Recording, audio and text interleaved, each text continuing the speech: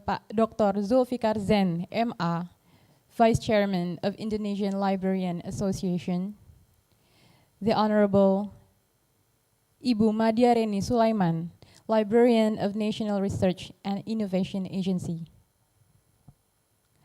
the Honorable Intermediate High Leadership and Pratama High Leadership of National Library of Indonesia, the Honorable Librarian Coordinator of National Library of Indonesia, who in this occasion represented by Ibu Doktoranda Woro Titi Haryanti MA, the Honorable Main Expert Librarian of National Library of Indonesia, the Honorable Representatives of Librarian Association,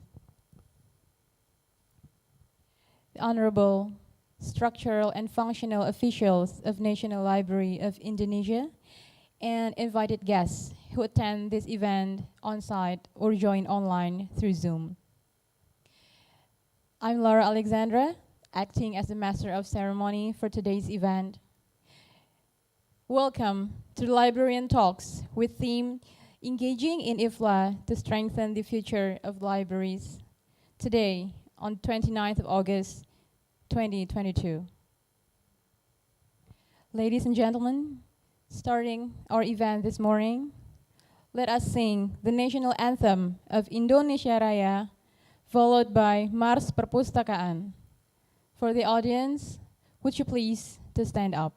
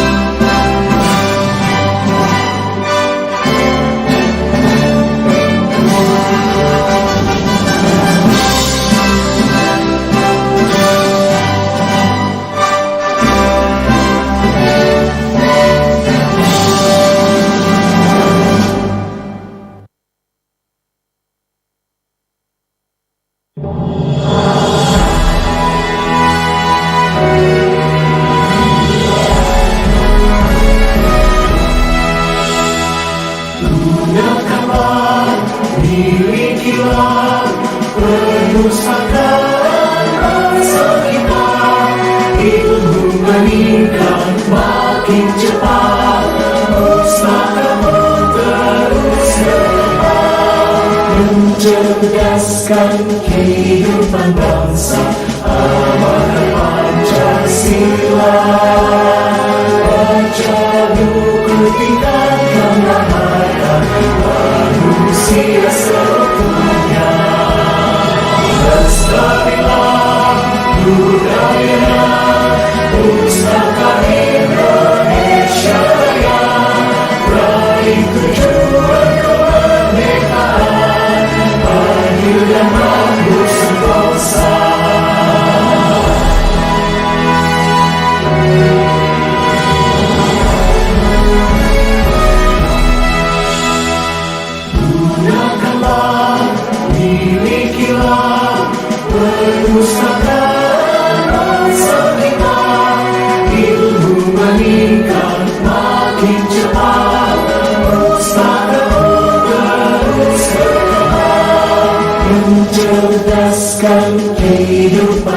bangsa, amanat Pancasila.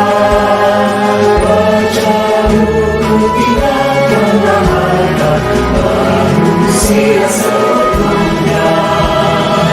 Lestarilah budayanya, pustaka Indonesia Raya, raih tujuan kemerdekaan, adil damai bersama-sama.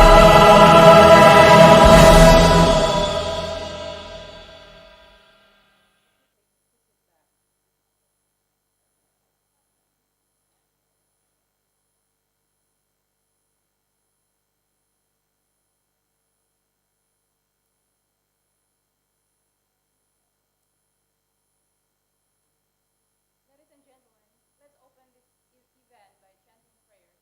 The chanting prayers will be led by Bapak Muhammad Qadir Sodiq.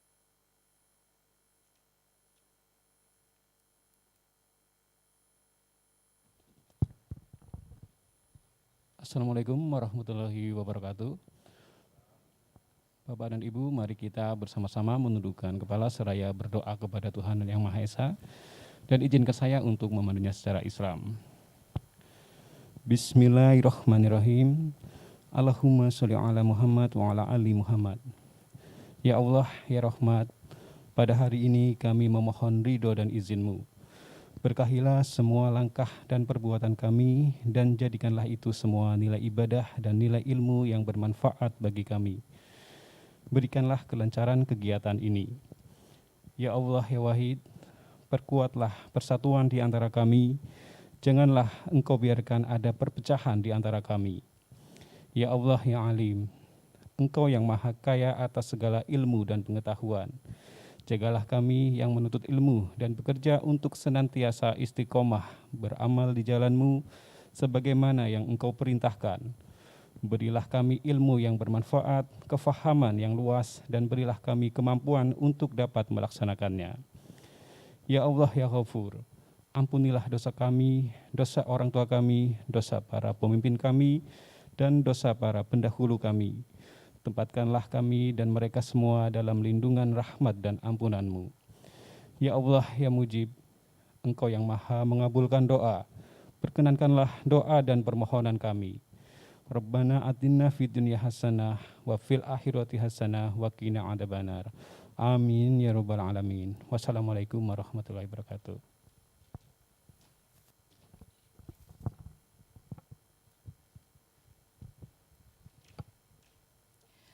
Ladies and gentlemen, our next program of this opening event, the welcoming remarks from our main expert librarian. Please welcome Ibu Dr. Anda Woro Titi Haryanti, MA.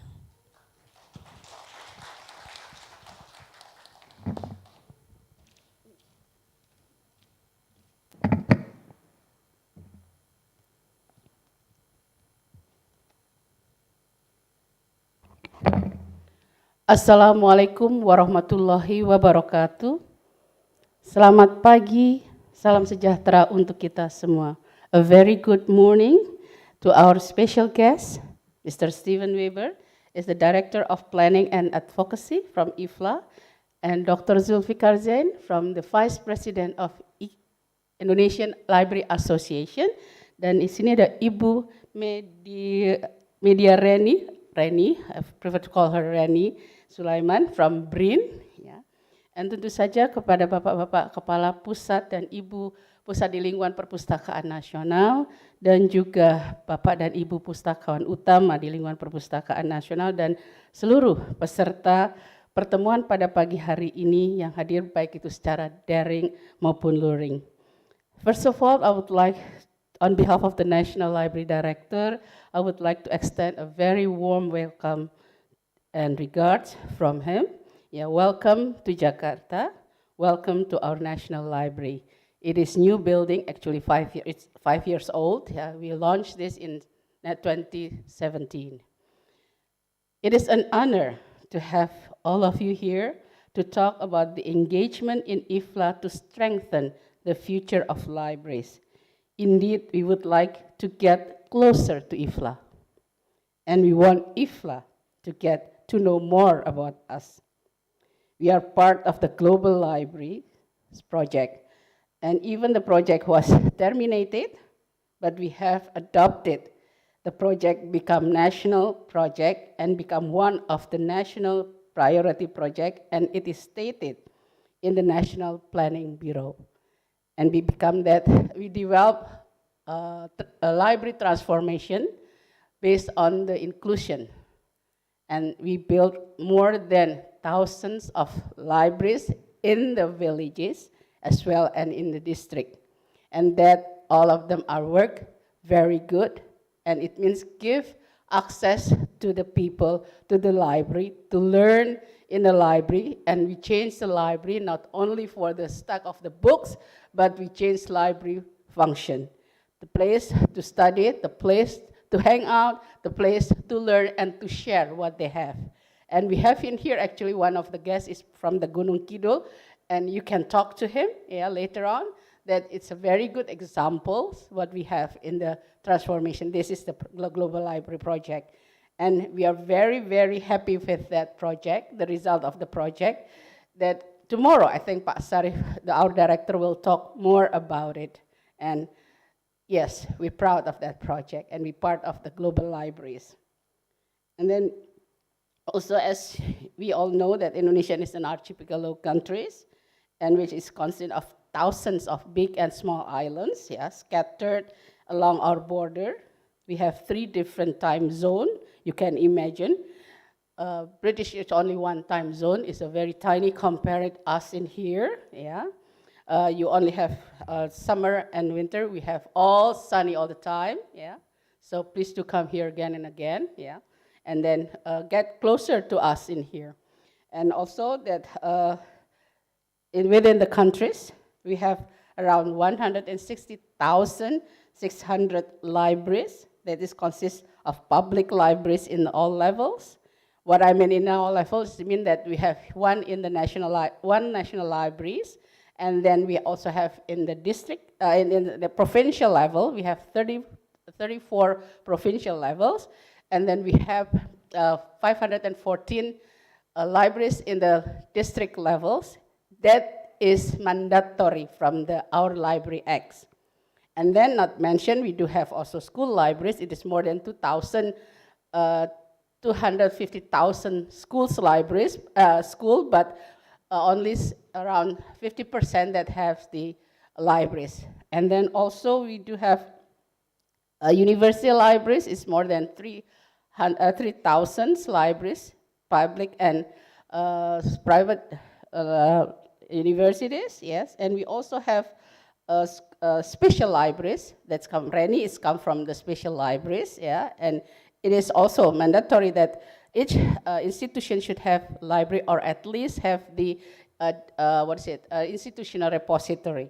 That part of the part of this library system in Indonesia, national library system, and that make us very big, because we are different actually, with the the condition of those libraries are varied, Some of them are very well established, and some of them are still needed hands to help them.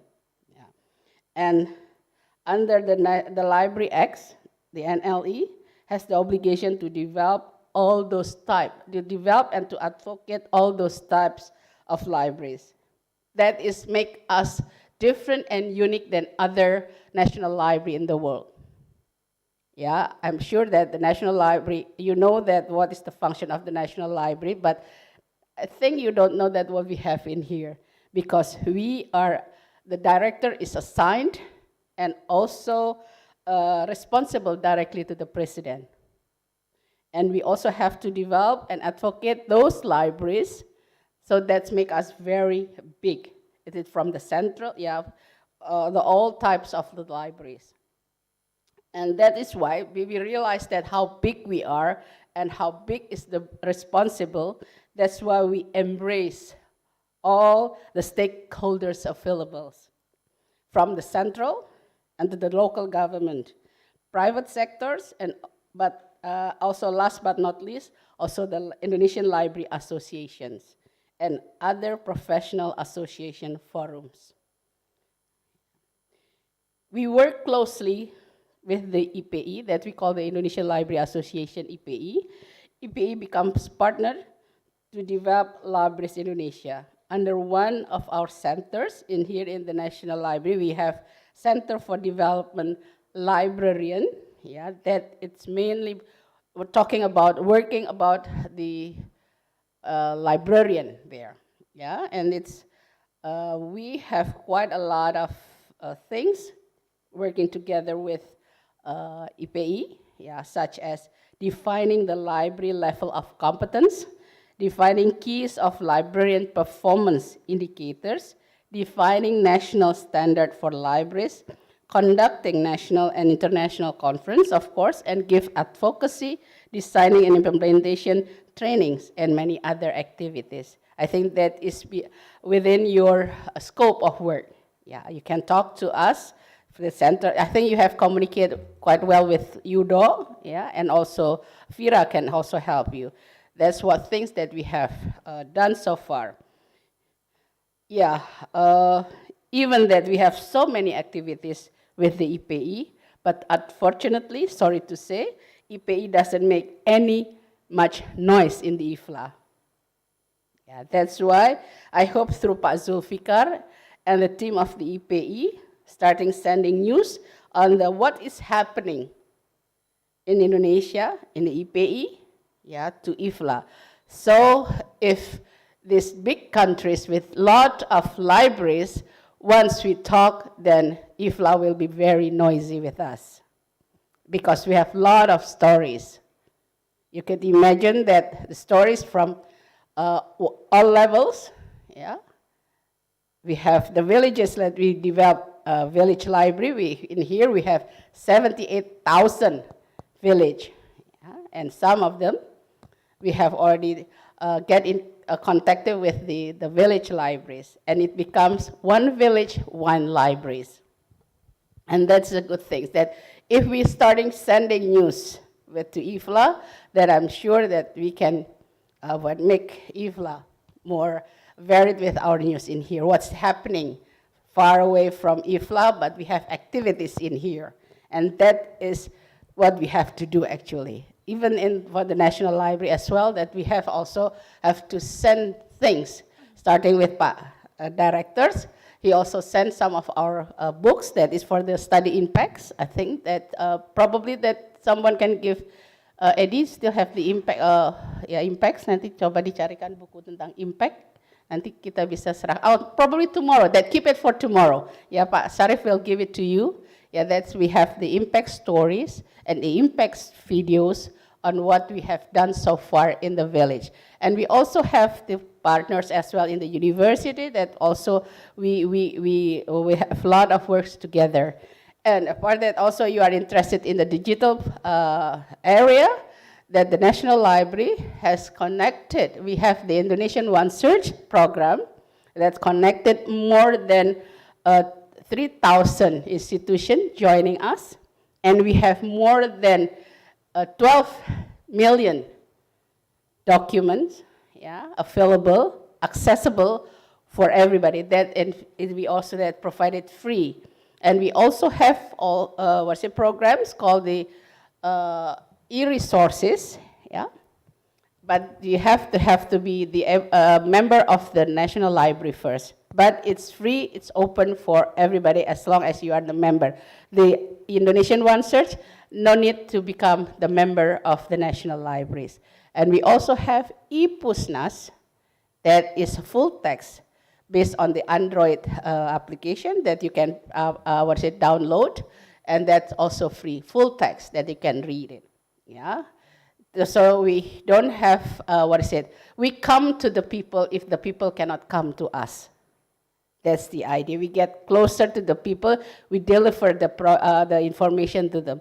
And if you are interested in the manuscript, we also have, that is the website for the portal for the manuscript, And then if you are also interested in the manuscript itself, that our colleagues can take you to 8th or the 9th floor, then you can see what we have here. and that is our treasure and very, if you really, and I'm sure that somebody, our colleagues ya, ada Ibu Terry atau ini nanti bisa dibantu teman-teman untuk meng-guide Pak Angkasa saya rasa ya, Angkasa from the Pusat Sintara, ya nanti bisa melihat what we have in here, go grand tour in the National Library, yes.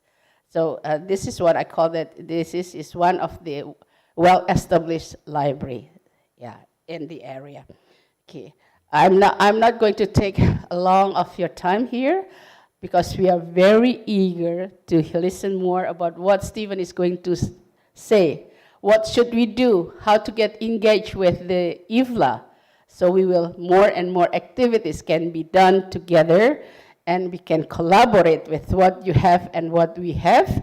Hopefully that is to strengthen our future condition of the library within Indonesia or in the global. So we can share our knowledge and you can share what we should and we can work together. Itu saja saya sampaikan. Wabillahi taufiq wal hidayah. Wassalamualaikum warahmatullahi wabarakatuh.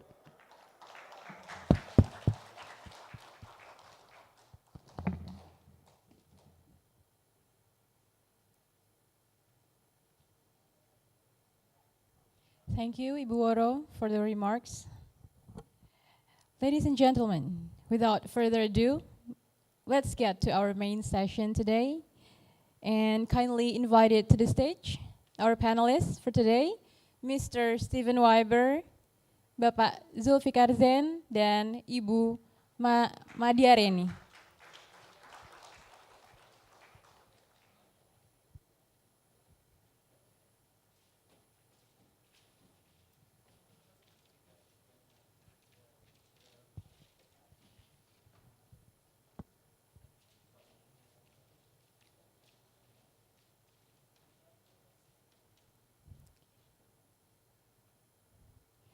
Okay, so our main session will be led by our moderator for today, who is also already on the stage, Bapak Antarik. Bapak Antariksa, the floor is yours.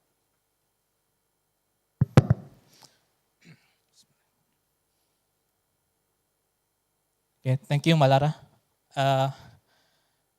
Ladies and gentlemen, welcome to the Bincang Bincang Pustakawan on Librarian Talks program. Today, our topic today is engaging in IFLA to strengthen the future of libraries. And for the subtopics of discussion today, first, we're going to discuss about library advocacy, best practices from countries around the world. Secondly, we will discuss the role of libraries in developing urban and also rural areas. And then thirdly, we will also talk about the role of libraries in the dissemination of information across communities in Indonesia. And here with us today are three outstanding panelists we have on the stage. Let me introduce each of them briefly. First, we have Stephen Weiber. He is the Director of Policy and Advocacy at International Federation of Library Associations and Institutions, or IFLA. Hi Stephen. Secondly, we have Bapak Dr. Haji Zulfikar Zen, SSMA. He is the Vice Chairman of the Central Executive Board of Indonesian Library Association, or IBI. Halo Pak, selamat pagi. And then thirdly, we have Madiareni Sulaiman. She is the Research Data Librarian at the National Research and Innovation Agency, or BRIN, Indonesia. Selamat pagi, Mbak. Ya. Okay. Yeah, today our discussion will be held in English. So, if you participate on site or via Zoom, our discussion and presentations will be entirely in English. But you may also ask questions or maybe inputs in Indonesian. Then I will translate to the panelists into English. But the main discussion will be in English. Yeah.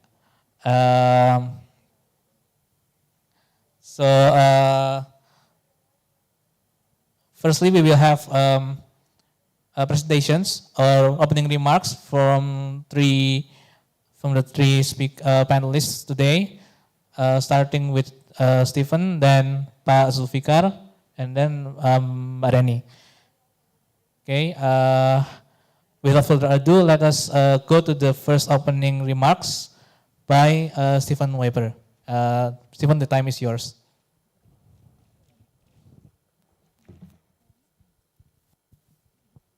So thank you very much. Is that working? I think so. So thank you very much. As said, I very much appreciate that you are ready to do this in English today. So I will speak slowly and I hope clearly. But please do put your hand up if my English is not clear enough or if I get excited and try to go too fast. I am conscious that the London accent is not the easiest version of English to understand. So thank you very much to Waro for the introduction, to Antariksa here, and to the library as a whole for organising this. As said, I am Director of Policy and Advocacy at IFLA, and so I wanted to say just a few quite high-level things, and I will keep it short so that we have the maximum time for discussion later. And what I wanted to do was try and establish what IFLA is doing in three broad themes. So if we could move on to the next slide. The key areas that I want to look at are the functions of IFLA, but probably actually the functions of any library association, but in particular IFLA at the global level, is what we're doing around enhancing professional practice and the importance of that, what we're doing around building advocacy and the importance of that, and then what we're doing around trying to build capacity. And I think in all of these, this is just starting a conversation. I think what Waro said at the beginning, there is so much good work already happening, and I think it really needs to be a two-way conversation about how we bring Indonesia to the world and bring all these great models, but all the things that you're doing within these models. How do we bring that to the world? But also what works in terms of bringing IFLA to Indonesia more effectively as well. So here you've got the set of issues. So what is IFLA, going through these things? So first of all, if I ask to go to the next slide, enhancing professional practice. Now, I think this is how most people, when they engage with IFLA, this is what you come across. Because it's such an important thing to learn from each other. We are a profession. We are a community of practice. We're a group of people who are facing similar issues, the same issues all the time. We're all working to find solutions, working to innovate, to think. And so there's such a huge importance in providing that opportunity to come together, to look at what we're doing. And so we'll go on to the next slide. I think thank you. So how do we do this within IFLA? We have our committees. I think it's mentioned on this slide, in fact, we have about 60 of them looking at the issues facing different types of libraries, the different issues facing different types of service provision, the issues facing different types of services to different communities. We're looking at these issues around the world. We're looking to find ways of finding solutions. Now, if we could go to the next slide. I wanted to provide an example here of something that we've put out very recently. This is the Public Library Manifesto. This isn't a new document. The original date's from 1949, but the most recent came out just earlier this month. It was agreed by UNESCO earlier this month. Now, the point of this document, this is the public library field globally coming together and thinking, what are the services, what are the missions that define what we're doing? It was a fantastic process of drawing on experience, trying to come up with shared values, thinking about, well, what is the function of the library today? And because when you bring people together, you start to notice commonalities, you start to notice the things that bring us together, the principles, many of which I think are exactly what Waro has been talking about. How can we be proactive and not reactive? How do we go out to people when they don't come to us? How do we find new ways of sharing information? How do we become key actors in the digital world? What needs to change? These are really important opportunities to define, to give it a greater sense to what we're doing, to put what we're doing in context. The next area I wanted to talk about, and I might ask if we can go on to the next slide, is going to focus on our role around advocacy. Now, this is my day-to-day job. What I do is a lot of, it's trying to go out and trying to be the voice of libraries within international processes, but crucially also in building capacity at all levels to advocate. Now, why do we need advocacy? I'm sure you know this already. Libraries are funded by others. Our function is not to ask people for money for the services we provide in order to be able to be universal. We need to be able to ensure, to guarantee the support of those who fund us, of those who take decisions about what we're doing. And I think crucially, we're not powerless here. We have agency. We have a voice. We have a legitimacy that comes from our missions, that comes from all of the good that we do in society. We need to be able to stand up and talk with decision makers and convince them of why they need to invest in libraries, why they need to think about libraries, why they need to pass laws that favor libraries, that give us the infrastructure, the power, the possibilities to actually do what we need to do. An interesting angle, and I'm sorry, I'm going to spend more on this section than the others a little bit because it's my favorite. Part of this is also about making sure that everyone sees that libraries are important. A lot of the time, and I can speak about the countries I know best, and I think it's really interesting in Indonesia that the National Library of Indonesia replies directly to the president. A lot of the time, libraries are seen as just a cultural thing or just an educational thing. Now, it's really important that actually information is a cross-cutting thing. Information is essential for health. Information is essential for employment. It's essential for innovation. It's essential for agriculture. It's vital across the board. And so a project that we have, something that we need to focus on is articulating, explaining, convincing decision makers in all areas of the importance of libraries, of why they need not just to see libraries as someone else's issue or just a cultural thing. They need to see libraries as really essential implementation partners in what they're doing. They need to bring in libraries at the beginning when they're trying to assess the problems that they're trying to solve, when they're trying to design, to develop the solutions to these problems. They need to have libraries in the room rather than just seeing them as something further down the road. And I think linked to this is the sense of how do we hook up, how do we link up with global agendas? I think, again, this is something that I notice, and it sounds like actually in Indonesia you're already doing better on this, but a lot of the time strategies are developed in isolation. For example, skills strategies. Libraries, we know that we are a core education institution. We know that we are part of the education infrastructure of any country, of any community.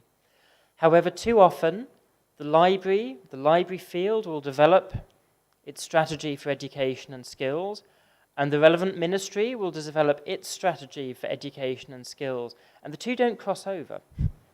There's not an effort to bring the two together, which is a shame, because actually if you invest in libraries, if you make libraries part of your planning at the political level, that can make a huge difference. And the example I wanted to give here is of work around cities. And in fact, that's one of the reasons why I'm here in Indonesia, is that there is, as part of the G20 process, a meeting of mayors tomorrow, of mayors from major cities in G20 countries. And mayors often are the crucial decision makers for public libraries, for community libraries, but they too need to be convinced that we're not just a cultural institution, we're not just an education institution, we are a multi-purpose institution. We are there to achieve so many goals, we can make such a huge contribution. If I can go on to the next slide.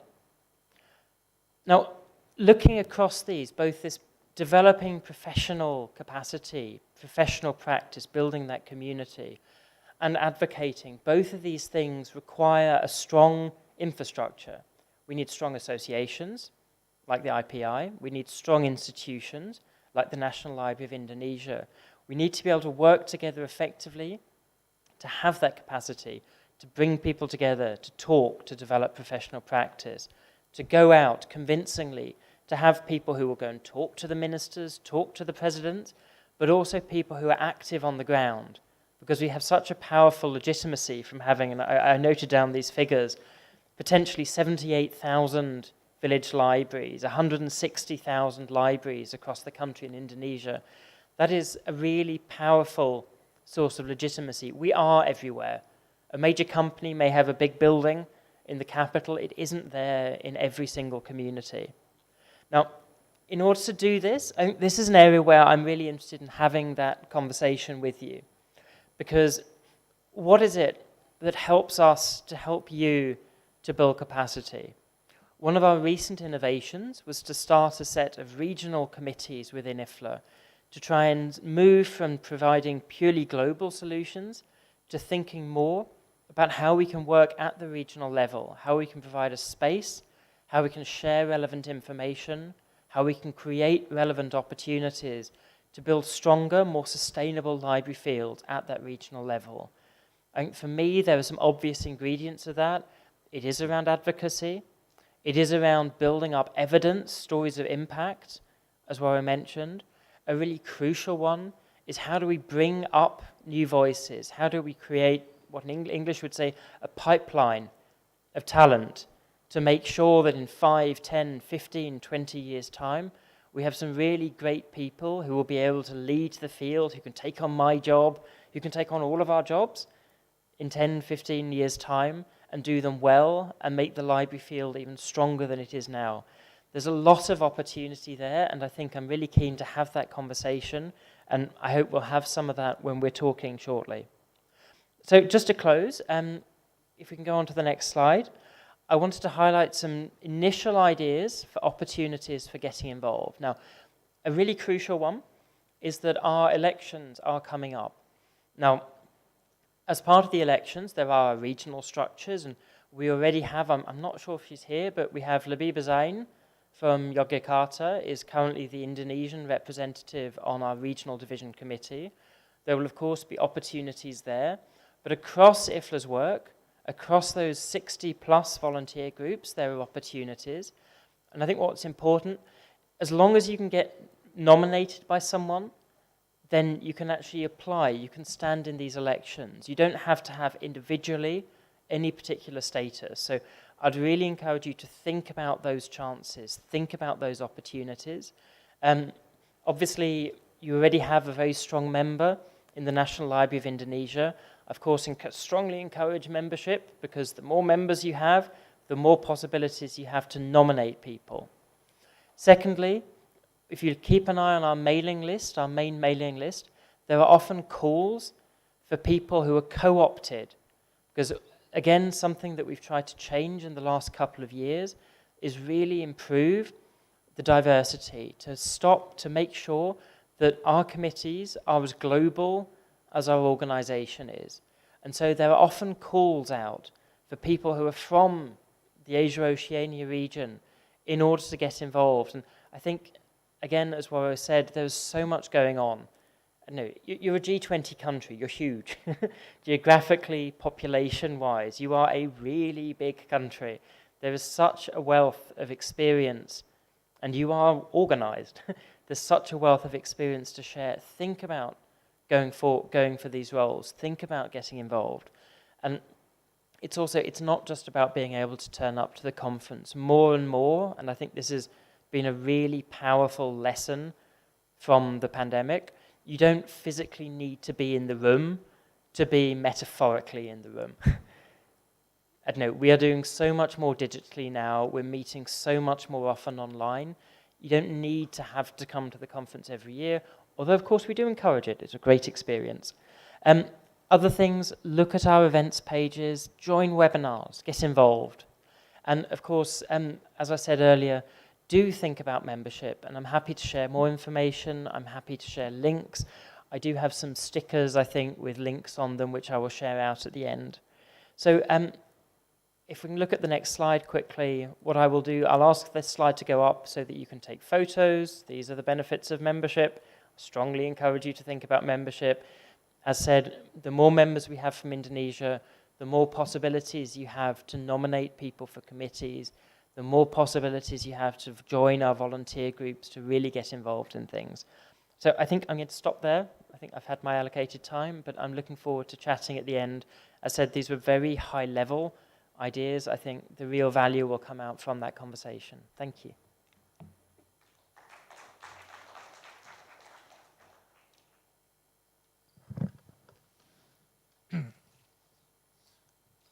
Thank you, Stephen, for your opening remarks. Jadi saya izin membacakan beberapa poin dalam bahasa Indonesia yang tadi sudah disampaikan oleh Stephen. Yang pertama, tadi beliau menyebutkan bahwa pustakawan sebagai profesional, kita tidak hanya menunggu dari orang datang ke kita, tapi kita juga mendatangi komunitas. Kemudian beliau juga menyampaikan soal advokasi perpustakaan, bahwa beliau menggarisbawahi bahwa perpustakaan itu bukan berarti tidak punya kuasa, tidak punya power, karena kita punya misi dalam dunia perpustakaan. Kemudian beliau juga menyampaikan bahwa perpustakaan sebagai lembaga informasi itu adalah esensial, tidak hanya untuk pendidikan dan untuk kebudayaan, tapi juga berbagai macam sektor, seperti tadi beliau menyebutkan ada pertanian, kesehatan, itu semua membutuhkan informasi yang tentunya perpustakaan punya kompetensi untuk itu. Kemudian selanjutnya beliau menyebutkan tentang perpustakaan ini sebaiknya termasuk menjadi bagian dari agenda politik, karena tadi kita punya misi tadi bahwa artinya kita meyakinkan oleh para stakeholder, para pemangku kepentingan, terutama yang memberikan pendanaan kepada perpustakaan, termasuk diantaranya para wali kota. Tadi beliau menyebutkan perlu dilibatkan, oleh karenanya kita pada tanggal 29 dan terutama 30 besok itu akan ada pertemuan dengan para mayor dari U20 di sini gitu. Nah, kemudian perpustakaan sesuai yang tadi yang beliau sebutkan adalah organisasi yang tidak hanya terbatas tapi multipurpose, punya berbagai macam fungsi yang bisa dieksplorasi lebih lanjut.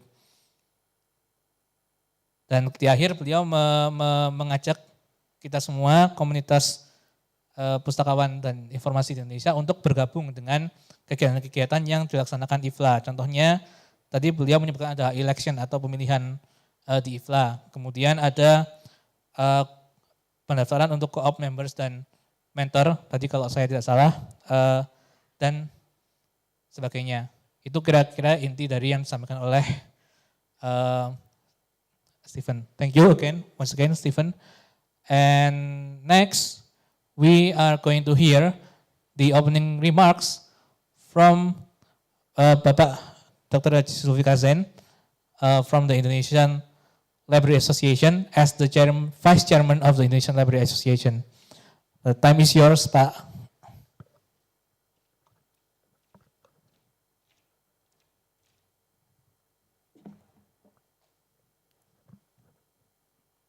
Bismillahirrahmanirrahim.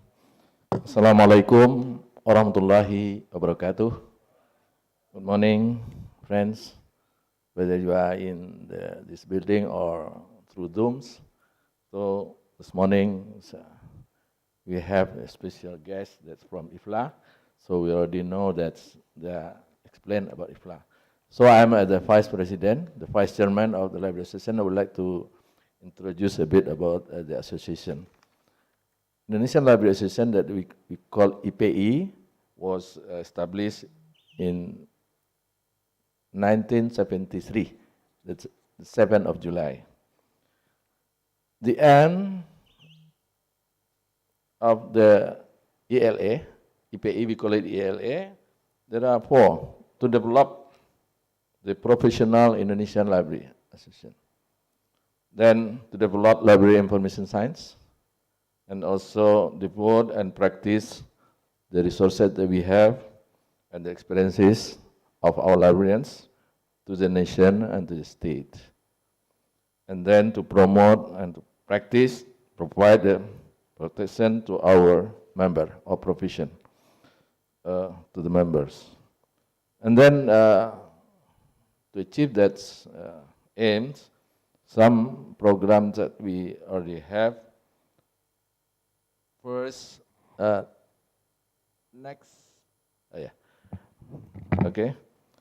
holdings and participating in the various scientific activities, especially in the library information science. And then again, strive and for ELR participation in the implementation government programs such as what we from National Library, and then publish the library materials, journals or books or others publications, and also fostering communication forms between librarians in our country and also in the region and also in international, and participate in the regional and international activities. And then, as we know that in Indonesia there are 2 kind of library staff. There are 2. First, the librarians who has the library science backgrounds through training or formal educations. The second one, the technical staff who support the librarian in the library. To be a librarian in Indonesia, there are 4 kinds of requirements. First, the minimum graduation from LAS, what we call it Diploma 2, at least. The second one, they get the training around 480 hours trainings. At least they come from their Diploma 3 and already work in the library.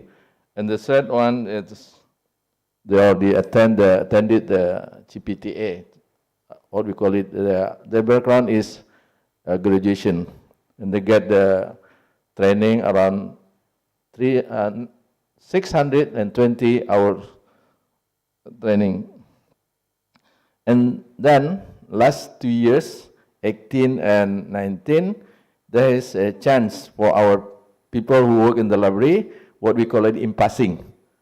So who work in the library already 2 years, they can in passing to be a librarian. That's the condition of our librarian in Indonesia.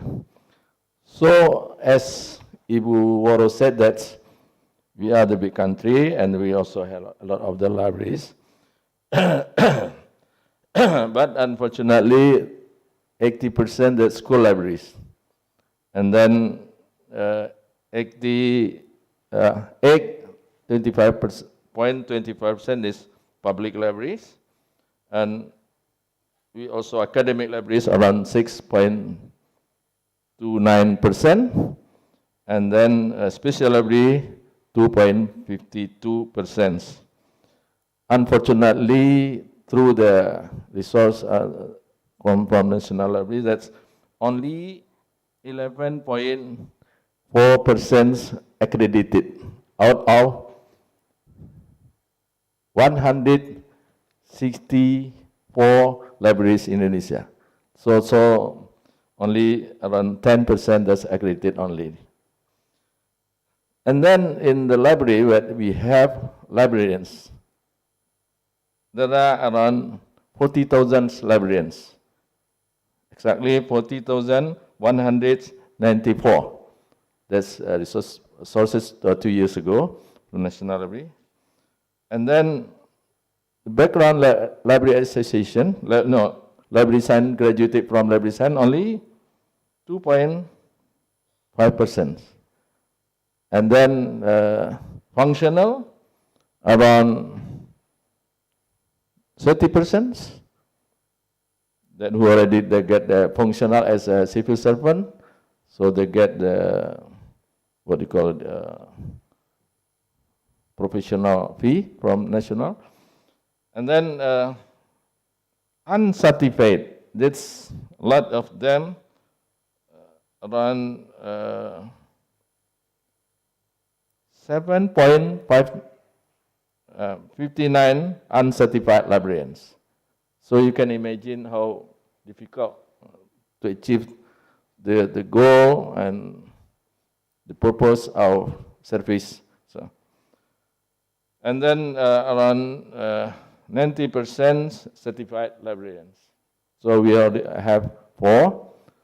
And then I would like to say that in order to work a professional, last years we already launched what we call it Asta Etika. Asta Etika for our code of conducts. There are 8 ethics that our librarians have to follow in order to serve the people. First, carry out of tasks in accordance with user expectation, if possible more. Then increase competency, excellency as high as possible. The third, differentiate person view with professional duties. The fourth, guarantee that the activities and the decision are based on the professionalism. And the fifth, uphold individuals' rights to information and provide unrestricted access. And the sixth, protect the privacy rights of users and are not responsible for the use of information. Sorry. The seventh, recognize and respect to the intellectual property rights.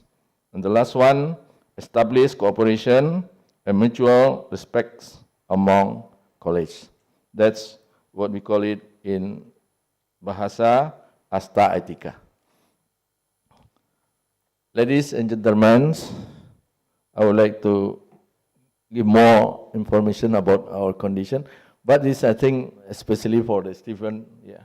So that's why we try to speak in Bahasa Inggris, in English, so only for you, but our audience mainly in Indonesia. Librarian and library organization. We have around 80 organizations. Besides IFLA, we also have another organization. The organization consists of 2. That's organization of librarians, of organization of the libraries.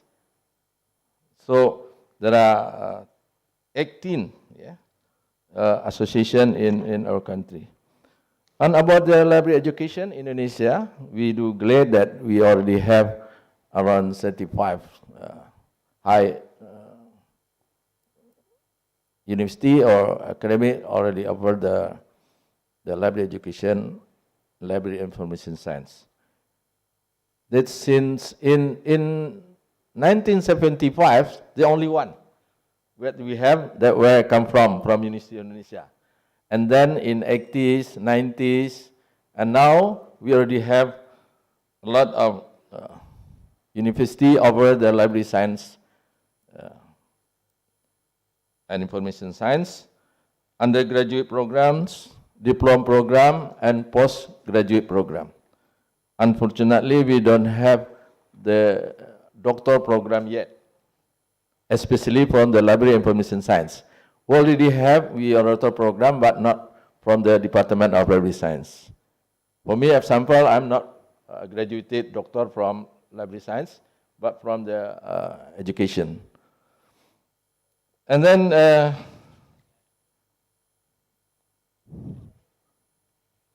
I would like to say that's the nature of our profession. The main task of the librarian. There are three. First, we call it, we are information manager.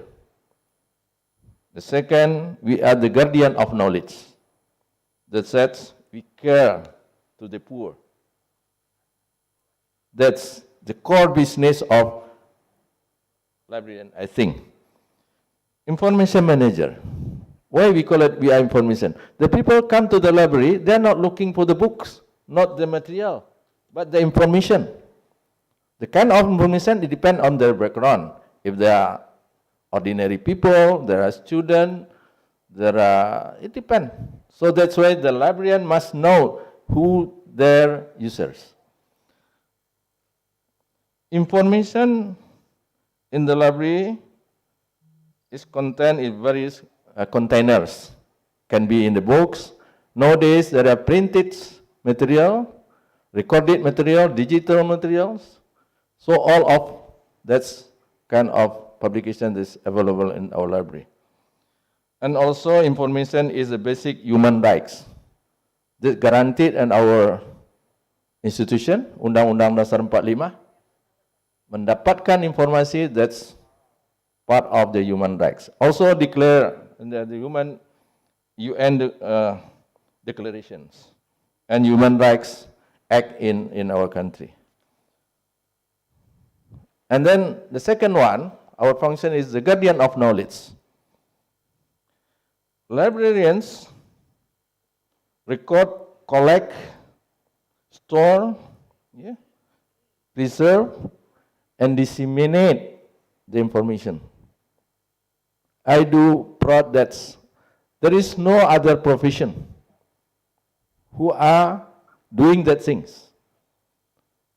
We know that we have what we call it bibliography national, national bibliography. That's part of the bibliography control. Every country have their own national library. We collect, we publish what the publication in our country. And the second one, we also have what we call it Deposit Act.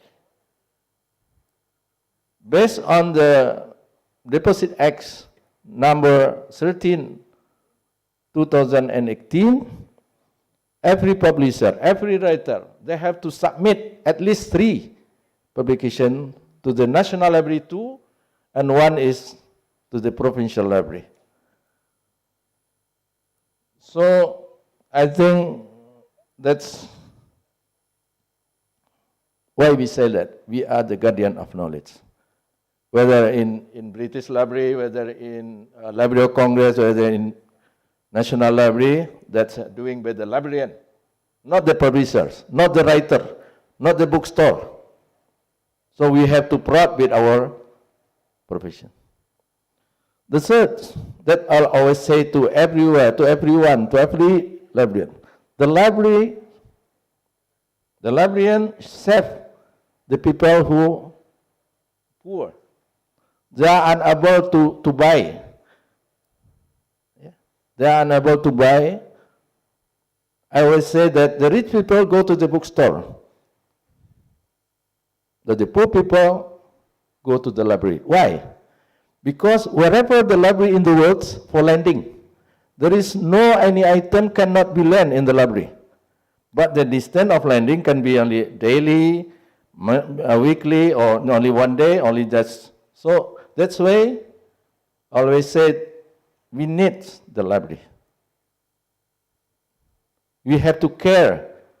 And now, based on the latest information that we get from BPS, 10% of our people, they are poor. Around 26 million, not thousand. And they are living in the villages and the isolated area, and the isolated islands. So who's going to serve them? That we are. As Steve Weber said, that's we have to serve them. Nowadays, there is no bookstore in the province. There is no bookstore in kabupaten. Tidak ada toko buku lagi di provinsi dan kabupaten. Even you have a lot of money, you cannot buy. You have to go to Jakarta. Why? Because, as you know, that's the impact of the digital publications. So, some bookstore that we know, like Gunung Agung, they're reaching to the money changer on the sport facilities. Then, I would like to say that's the impact. I think this happened everywhere in the country. The impacts of the ITC, Information, Technology and Communication. We have 3 kinds of libraries. That's also happened in Indonesia. First, we have conventional libraries. We still keep the printed materials. I can say that in the province, in the kabupaten, district, we still mainly our collection in the printed materials. The second one, digital libraries. Not so many libraries in Indonesia. I can say some of university libraries, academic libraries, or special libraries, they do have the digital library. And the third, what we call hybrid library. Hybrids mix between printed and digital. And then we try, such as National Library, we mix. We National Library have around 5,000 printed material, manuscript, What we introduce, the digital collection as well. So, before ending this information or speech, I would like to say, I'm glad to see everywhere in the country, G20, recover together. No, the next plate, recover together and recover stronger. Okay. At the present and in the future, I think I believe it, there is none of one library able to have and to buy all the publications. And no one library is able to serve their user to fulfill their needs instantly, wherever you are. No, there is no librarian. Even you are from the rich country, you will not buy. And sometimes it's not necessary. So that's why I think cooperation, coordination, synergitas, networking, it's a must. And then I would like to say, Steve, cooperation and not working are not only to avoid the weaknesses, but we have to think they share the strength that we have. Sometimes cooperation between poor and poor, rich and rich, okay. But rich and poor sometimes it doesn't work. So through the IFLA, I can say, you have to help us, 26 million still. We need books, especially for the rural area, for the isolated area. The best library are not depend on the collection they have, but depend on the access to other database possibility.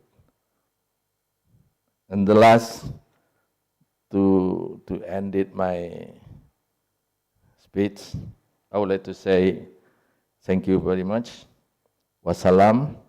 And I would like to say this one. Without libraries, we have no the past and know the future. Tanpa perpustakaan kita tidak akan punya masa lalu dan masa yang akan datang. Assalamualaikum warahmatullahi wabarakatuh.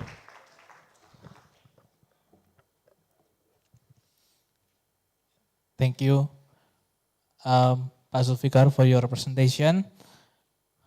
So as with the previous speaker, Stephen, I will also read the summary in Indonesian. Jadi tadi Pak Zulfikar sudah menyampaikan tentang peranan Ikatan Pustakawan Indonesia, kemudian menyoroti juga mengenai akreditasi perpustakaan yang perlu ditingkatkan jumlahnya karena masih terbatas yang diakreditasi, demikian juga untuk sertifikasi tenaga pustakawan. Tadi beliau juga menyebutkan asta etika pustakawan, yaitu kode etik yang ditetapkan oleh IPI sebagai panduan untuk semua pustakawan di Indonesia. Dan tadi beliau mengetengahkan ada 3 fungsi, 3 peranan dari pustakawan, yaitu sebagai manajer informasi atau information manager, kemudian sebagai penjaga gitu ya Pak, penjaga pengetahuan. Dan yang tidak kalah pentingnya yang ketiga adalah untuk menolong atau peduli dengan orang-orang miskin, dengan kaum yang tidak berpunya. Dan beliau menyebutkan juga dalam momen G20 ini kita ya halo di dalam momen G20 ini kita perlu meningkatkan sinergi dan kooperasi dan kerjasama dan atas kekuatan-kekuatan yang kita sudah. Ada lagi mungkin Pak? Ya. Once again, thank you for your opening remarks. And then we will come to the third remark by Mbak Matireni Sulaiman from BRIN. The time is yours.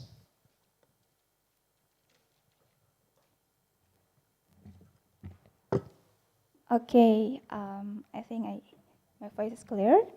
Thank you so much, Mr. Angkasa Tariksa, and good morning, everyone. The Honorable, our Head of National Libraries of Indonesia, Mr. Sharif Bando, and our Main Secretary of National Library of Indonesia, Mrs. Woro Titi Haryanti, our main expert of librarian, and our speaker, Pak Zulfikar Zain, Pak Zul, my lecturer that when I was in University of Indonesia, and our speaker, also my colleague Stephen Weber, who is from IFLA headquarters. And good morning, everyone, distinguished guests, ladies and gentlemen. Assalamualaikum warahmatullahi wabarakatuh. First of all, I would like to thank you so much for having me here. And I also want to give thanks to BRIN Indonesia, Goethe Institute, and IFLA that supported me to attend IFLA Week 2022 in Dublin last month. I think we can start the slide sharing now. And today we also know that we have Stephen here, who is my colleague, who has helped me and supervised me with Gosha and Oya from Goethe Institute London and Ireland in the project of Emerging International Voices since 2020, and it's been 2 years now, and it's quite a long time ago, but I learned so much from the project and the program, and I'm very happy to have you here, Stephen. Thank you. Today I will speak both Bahasa Indonesia mixed together with English, so please bear with me. We can go back to the screen. Can go to, I just want to share my takeaways when I attend IFLA Week, and I personally hope it can be implemented in Indonesia, that if not, it can be developed or modified. as long as we do share these ideas as a collective work to develop our librarianship. But let me bring you first to the what is IFLA Week, especially the one that was held last month.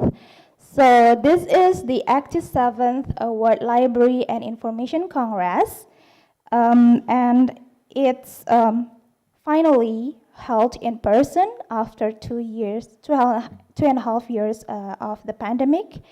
And the tagline is Inspire, Engage, Enable, and Connect.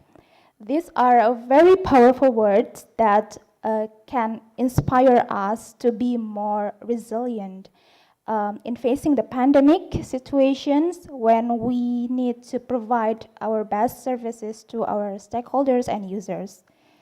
We do face adversity, hardship, uncertainty, but we face it with courage, resilience, and we do know that we grow stronger together. Next slide, please. And after attending the event, I discovered there are 4 points that we need to pay attention to. As previously stated, these highlights are linked to those 4 words. And as you can see too, some products were resulted from the event are underlined on the slide. But just this disclaimer, because there are so many interesting events or sessions that was held in IFLA Week 2022, and it was held in similar timelines. So actually my main interest is more into open science and data management, so I can only attend those sessions. But aside from that, majority of these materials that I present today can be accessed through IFLA repository and maybe some personal notes that I added. Well, let's discuss the first one, Inspire. Next slide, please. But before we get there, I was reminded of how much of our professions as librarians and information professionals rely on this framework. So this framework just came up as I was going through the programs at the event, and it makes sense because we do manage data, informations, and also knowledge. But it's only an intermezzo, so we can just go to the next slide. First point about Inspire. One point that was very inspiring is the new and innovative services by librarians around the world. They share and discuss new inspiring projects and services that engage, enable, and connect libraries and citizens. From innovative reference services during COVID by Quebec Library, and then there is interinstitutional cooperation model provided by Montenegro Library, and there is in Korea, they provide research services through data, cooperations, and sharing, and openness. And also in Ghana, they implement geographic information system for collection tracking. But there was one that piqued my interest. It is the session titled Read, Play, Learn, but with additional notes safely. Their new approach to providing services to children and youth. They carry out some initiative that we can see on the slide in the form of picture books and also Saver Internet Day programs, and the other thing is the infographic of library guidelines for children age 0 to 18. We can see from this point, those initiatives always prioritize their users. I realize this is a broad or general statement, but this serves as a reminder for us to always prioritize our stakeholders and also our users when we want to launch new initiatives. We can go to the next slide, please. Engage. So through this approach, I discovered that IFLA creates a guideline, a new guideline to update our list curriculum Some of you might have already read it. And the goal of this guideline is to involve the library and information science professionals, academics, educators, stakeholders, associations in its applications to local contexts. So we can see from this guideline that we need an understanding of support infrastructure to implement them in LIST curriculum. And especially in the Indonesian context, when our LIST program are basically under various types of department and faculties. Next slide, please. One topic that was covered in Engage category,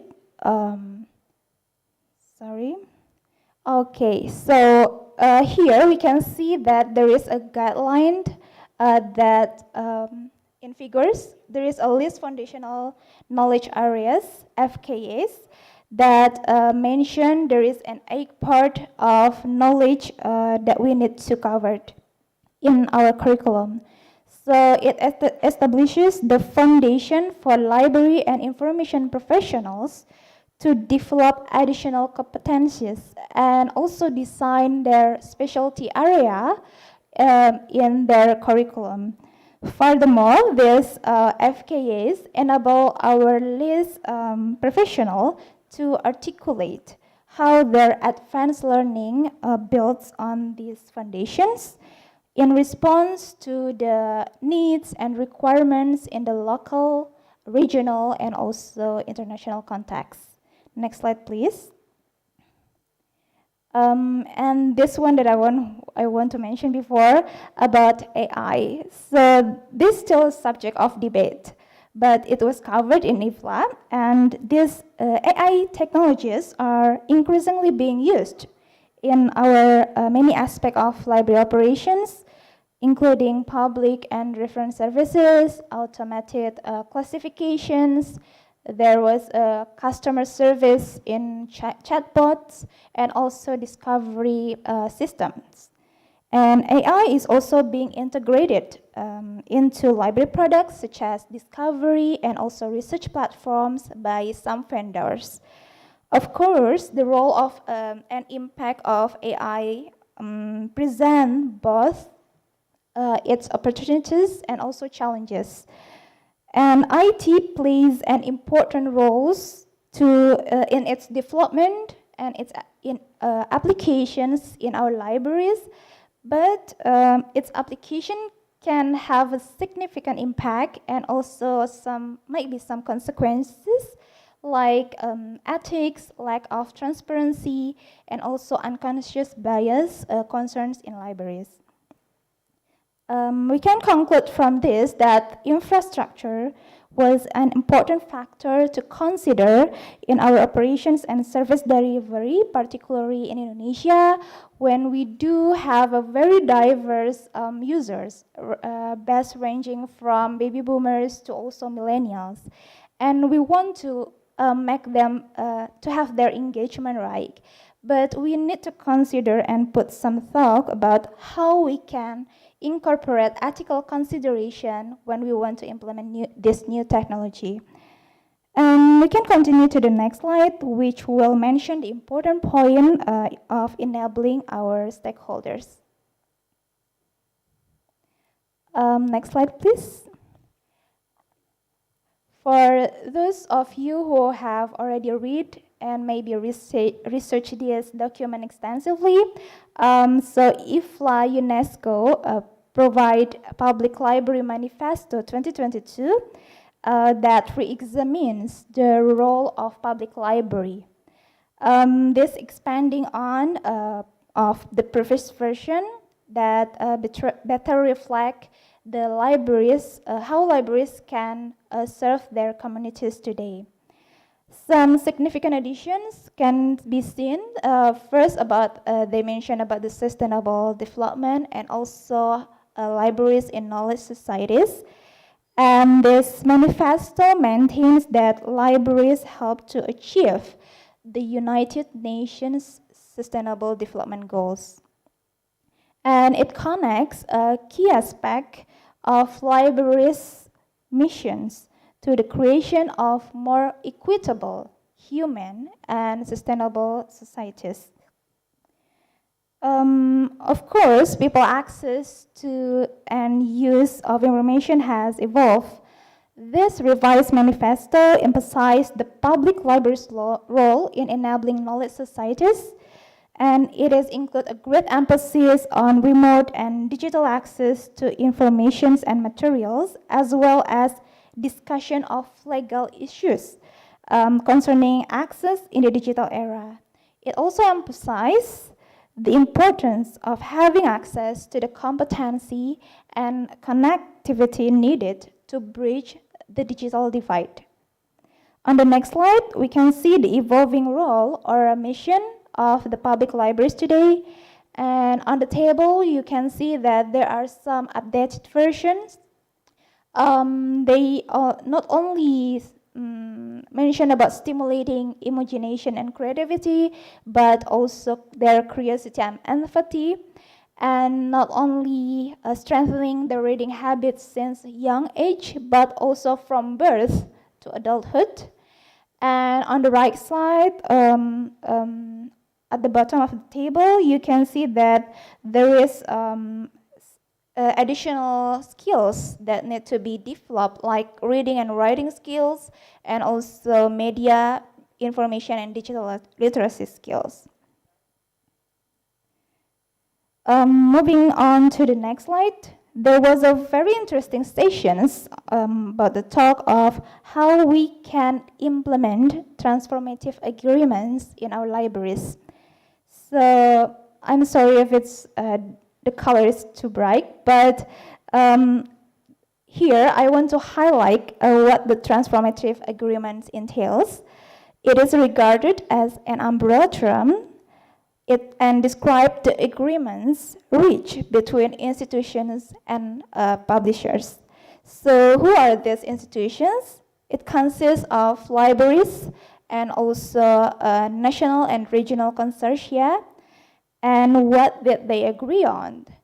It is a model for repurposing subscription expenditure to support open access.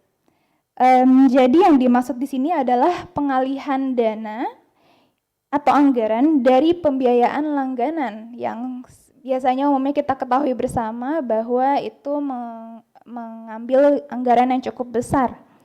Dan anggaran tersebut dialihkan kepada dukungan akan akses terbuka, di mana di sini di-highlight juga opsinya setidaknya cost netral gitu. Jadi disesuaikan dengan kesepakatan bersama antara komunitas ilmiah dan juga penerbit. On the next slide, we can have more details about this. Jadi di sini perpustakaan dapat menjadi penggerak transformasi tersebut as the transformation driver. Hal yang bisa kita lakukan, tentu pertama kita bisa menyatakan komitmen kita akan paradigma terbuka, kemudian kita juga bisa melakukannya misalnya dengan mendukung penerbitan yang dengan akses terbuka. Tentu ada terjadi pula transparansi anggaran dan juga bisa dengan melakukan investasi terhadap akses terbuka dibandingkan melalui paywalls. Dan tentu kata investasi ini sifatnya akan jangka panjang ya, karena dalam hal ini demi keberlangsungan akses terhadap pengetahuan kita. Dan tentu transisi ini perlu berkelanjutan dan sifatnya optimal. Salah satu contoh negosiasi yang disampaikan saat sesi di IFLA itu ada rekan kita dari Saudi Arabia dan juga Jerman yang menyampaikan best practice mereka melakukan negosiasi ke negaranya. Dan untuk dokumennya rekan-rekan bisa eksplor juga di repository IFLA yang disediakan di link di slide sebelumnya. Okay, so next slide please. Based on IFLA strategic plan, we believe that people, communities, and organizations need universal and equitable access. So, yang paling umum kita ketahui memang kata equality atau kesetaraan gitu. But it will be different when we talk about equity. Seperti yang tertera di gambar, gimana sih kita bisa menerapkan equity ini pada inovasi layanan serta kepustakawanan kita. Di mana dengan beragamnya suku, bangsa, budaya di Indonesia, tentu equity to access seperti ini akan sangat unik dan juga berbeda-beda. Oleh karena itu, mari kita jadikan keberagaman ini sebagai pegangan kita untuk bisa misalnya melakukan brainstorming gitu ya. Gimana sih kita misalnya mengentas digital divide antar provinsi atau misalnya dengan tentu dengan penanganan yang berbeda sesuai karakteristik dari kekayaan atau tradisi lokal di regional tersebut. Next slide please. And also there was some example of sessions that highlights this transformative national and international impacts of librarians engaging in the library publishings that support this IFLA strategic plan and also support the UN SDGs. They talk about their activities in the issue of climate change and also green library projects. Jadi di sini perpustakaan bisa menjadi suatu entitas yang punya power atau kekuatannya tersendiri gitu untuk menyampaikan aspirasi publik. Di mana di sini tentu perpustakaan nggak bisa berjalan sendiri karena kita perlu melakukan tadi ya advokasi, negosiasi dan juga berpartnership or kerjasama. And some session delivered on this category connect, mostly encouraging libraries to deliver their mission by having a better governance and then have a sustainable development and also citizenship education.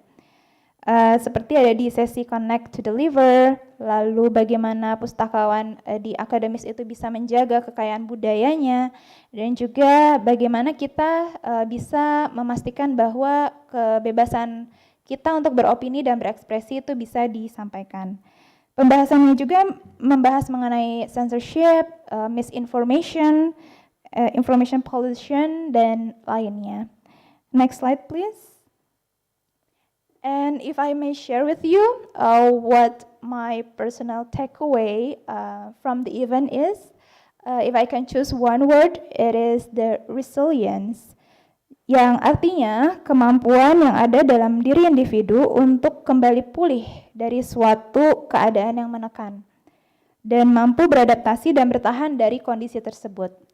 So at the event, IFLA will also discuss how the war in Ukraine affects libraries. And we have also very sad past. From the poster we can see how the wartime in Bosnia and Herzegovina that was happened in 1992 to 1995 affected libraries, not only the building, collections, but their people afterward. And it is a very touching story, and when we see how we are in the midst of pandemic now, we need to consider how can we better protect our most valuable assets, that is our knowledge. On the next slide, we can see also how this brilliant poster gets to be the best poster of IFLA Week 2022. To the next slide, please. And I'm very happy for them. As one of the winners, Ayla is also my colleague who is part of the Emerging International Voices by Goethe Institute and IFLA. And on my slide, please. I would like also to requote Mary Robinson, who is a former president of Ireland, who attended the IFLA Week event. She cited Nelson Mandela, who said, "It always seems impossible until it is done." I hope this quote serves as a reminder for us to always to stick together and work together to have a better librarianship and strengthen our librarianship for the future. Thank you so much, and I will give back the floor to Mr. Antariksa. Assalamualaikum warahmatullahi wabarakatuh.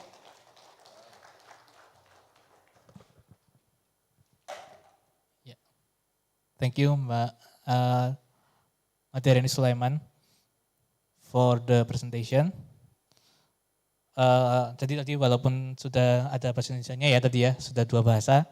Saya izin ini lagi ya, menyampaikan kembali ada beberapa. Tadi beliau menyampaikan sesuai dengan strategi IFLA tadi yang ada 4 itu ya. Ada inspire atau untuk menginspirasi, jadi dengan tadi mencontohkan layanan-layanan baru yang inovasi-inovasi baru terkait layanan.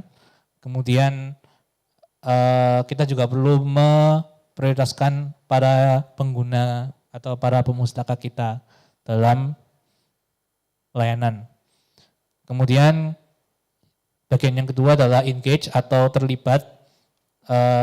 Tadi yang dicontohkan oleh beliau mengenai terbitan IFLA ya, mengenai guidelines to LIS education atau panduan mengenai pendidikan perpustakaan dan informasi. Yang tadi dicontohkan beberapa, nanti mungkin bisa diunduh ya, ada ya di repositorinya IFLA ya. Kemudian yang ketiga adalah enable atau memungkinkan terkait dengan Sustainable Development Goals atau SDG. Kemudian tadi beliau juga bicara bagaimana kita menjembatani digital divide atau apa bahasa Indonesianya, gap ya, atau jurang digital antara yang bisa mengakses katakanlah di sini teknologi digital, terutama internet, dengan yang tidak bisa. Gitu. Kemudian ada tadi disebutkan juga mengenai bagaimana peranan perpustakaan umum itu terus-menerus berevolusi gitu ya dengan perkembangan terkini, termasuk di dalamnya tadi sempat disebutkan mengenai bagaimana kita sebagai perpustakaan itu bisa meninjau kembali mengenai kebijakan pengembangan koleksi terkait dengan akses berlangganan ke penerbit luar negeri, di mana kita bisa memfokuskan, bisa menggeser fokus kita ke dalam terbitan-terbitan yang sifatnya open access atau akses terbuka, sehingga akan mengubah sisi anggaran dan membuka ruang anggaran gitu mungkin ya. Dan yang keempat, tadi ada aspek connect atau berkoneksi atau berjejaring gitu ya. Yang di situ kita memperluas akses kepada masyarakat, kemudian memastikan bahwa akses ini tidak hanya equal tapi ada equity di situ. Jadi tidak hanya tidak hanya istilahnya apa bahasa Indonesianya? tidak hanya sama rata, tapi kita juga memperhatikan kebutuhan dari masing-masing segmen user atau pemustaka kita. Jadi tidak hanya memberikan sama rata, tapi kita juga melihat apakah ada di antara mereka yang mungkin disadvantage atau memiliki kita perlu memberikan support lebih gitu. Itu yang tadi sempat disebutkan oleh beliau. Dan tadi beliau menutup salah satunya dengan kata kunci beliau yaitu resilience atau bahasa Indonesianya apa ya? Resilience ya, kebertahanan gitu ya. Intinya kita walaupun diterpa kesulitan, terutama dalam konteks COVID-19, kita tetap bisa melaksanakan pelayanan perpustakaan sehingga perpustakaan tetap terus dibutuhkan oleh masyarakat. Kira-kira begitu. Mungkin ada yang ditambahkan? Cukup ya? Okay, so now we come to the discussion session, and we will open the floor to the audience. Kita akan buka sesi pertanyaan untuk para hadirin, baik yang datang di tempat langsung maupun yang tergabung di Zoom ataupun di YouTube. Jadi silakan menyiapkan pertanyaannya, tapi sebelumnya saya dulu yang tanya. So I will ask questions for one question for each panelist, starting with with Stephen. So in your presentation, you have mentioned several ways in which advocacy can be done. Can you give us in the Indonesian audience one example of what kind of advocacy program that can be imitated in Indonesia. One example or one idea that you think is relevant to be implemented in Indonesia. Jadi mungkin gagasan apa yang sekiranya dari negara lain itu apa yang kira-kira bisa diterapkan di Indonesia. So, Stephen.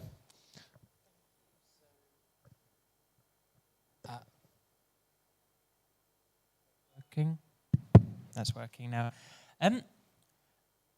That's a good. That is a good question. I suppose. I'm just trying to think. I think we've talked a little bit about the Sustainable Development Goals, and I think that one good example can perhaps come from. I'm going to use the example of Latvia. It's a small country in the east of Europe, so a little bit different to Indonesia, obviously.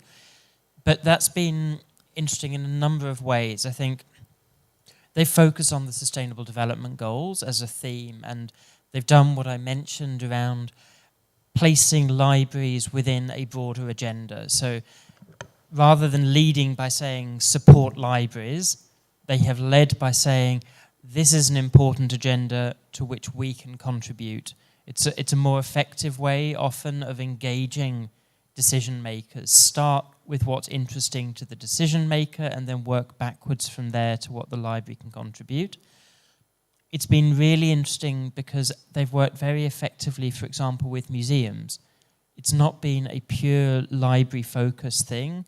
They've worked with others. They've used, what's been interesting also, the different levels, that not just the high profile elements, so the National Museum and the National Library, which the National Library of Latvia is a little bit like the National Library here. You have an incredibly prominent place. It is a signature building that people recognize in a signature part of town, but then they've worked at all levels. So they've also managed to mobilize people in each of the provinces. So all of the local mayors and all of the governors of individual provinces also hear about libraries. So it's been interesting in that it's a combination of different levels. It's a combination of different types of organizations, including different partners, which is interesting, and it fits into a global agenda. I suppose the other thing I'll just say, which is an argument that we try and make a lot, and I'm not sure even if it's an issue here. In a lot of countries, when we hear the word advocacy, people think lobbying. And lobbying in a lot of languages is quite a dirty word. Now, I've lived in France, any English word is dirty, but lobbying is seen as being quite a dirty, grubby thing. It's all about sort of people in flash cars and so on. Actually, advocacy is a whole spectrum of activities. It is a wide range of activities. So of course you need the people who feel comfortable to go and talk to the minister or talk to the director general or talk to the members of parliament and get to know them, build up a strong personal relationship, build up a relationship of confidence. But then you need so many other skills. We need to be able to gather evidence. We need to be able to talk to users. We need to be able to write effectively. We need to be able to follow what's going on. And so actually it really is a team effort. And I think that's again what worked in Latvia, that you had a few people who did follow the policy, but also so many others who contributed through this, through giving a great example, through sharing examples, through writing well, through communicating well. So I think that's also an element of a successful advocacy campaign. It's a team project. It's a range of competencies that are required. It's something that everyone can get involved in. Okay, thank you for your answer. Jadi tadi beliau menyampaikan mengenai bahwa advokasi itu banyak aspeknya. Tidak hanya kita berbicara atau istilahnya tadi lobbying gitu ya, tapi juga bagaimana kita bisa mengumpulkan, menyampaikan hal yang penting yang sekiranya perlu dilakukan untuk mengembangkan perpustakaan. Bagaimana kita berkomunikasi dengan masyarakat, bagaimana kita bisa mengetengahkan suatu agenda yang itu memang akan meyakinkan masyarakat bahwa ini memang penting. Kira-kira mungkin begitu. Okay. Then I would like to ask the second question to Pak Zulfikar. Pak, in your opinion, for ordinary librarians like me, what can I do to support the mission of libraries, both individually or maybe in organization, especially in the framework of IPI. Jadi bagaimana cara kita misalnya saya sebagai seorang ya pustakawan pada umumnya gitu ya, bagaimana kita bisa turut berperan untuk memajukan perpustakaan baik secara individu maupun dalam kelompok atau mungkin dalam IPI itu seperti apa, Pak?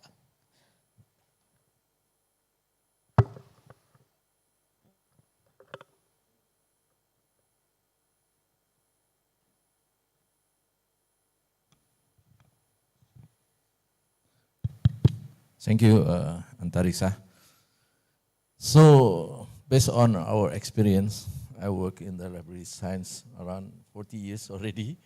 So that I come to the end of the conclusions. We have to be proud with our profession. That's the first one. Even you are come from the different background, can be from English department, administrations, or whatever it is, but now you are librarian already. So you know already, the librarian, there are 3 main functions. We are information manager. People come to the library, they are looking for the information, not looking for the books. What is information? This depends on them. In the rural area, they need the practical books, simple books. If possible, the local language. Not necessarily the thick books in English and whatever. Sometimes we believe whenever we have the books, the people will come to the library. No, it depends on their needs. They come to the library because they needs. If you cannot fulfill the needs, don't think that they will come again. Say goodbye, librarian. That's the first one. We have to think that you are information. So you have to know who are they, what they need. If you are in the school library, you know that student, they can be high school, senior high school, or elementary school. They have to know the curriculum.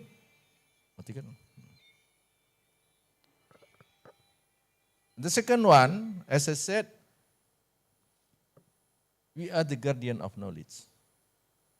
I come to that conclusion because I don't believe the publisher.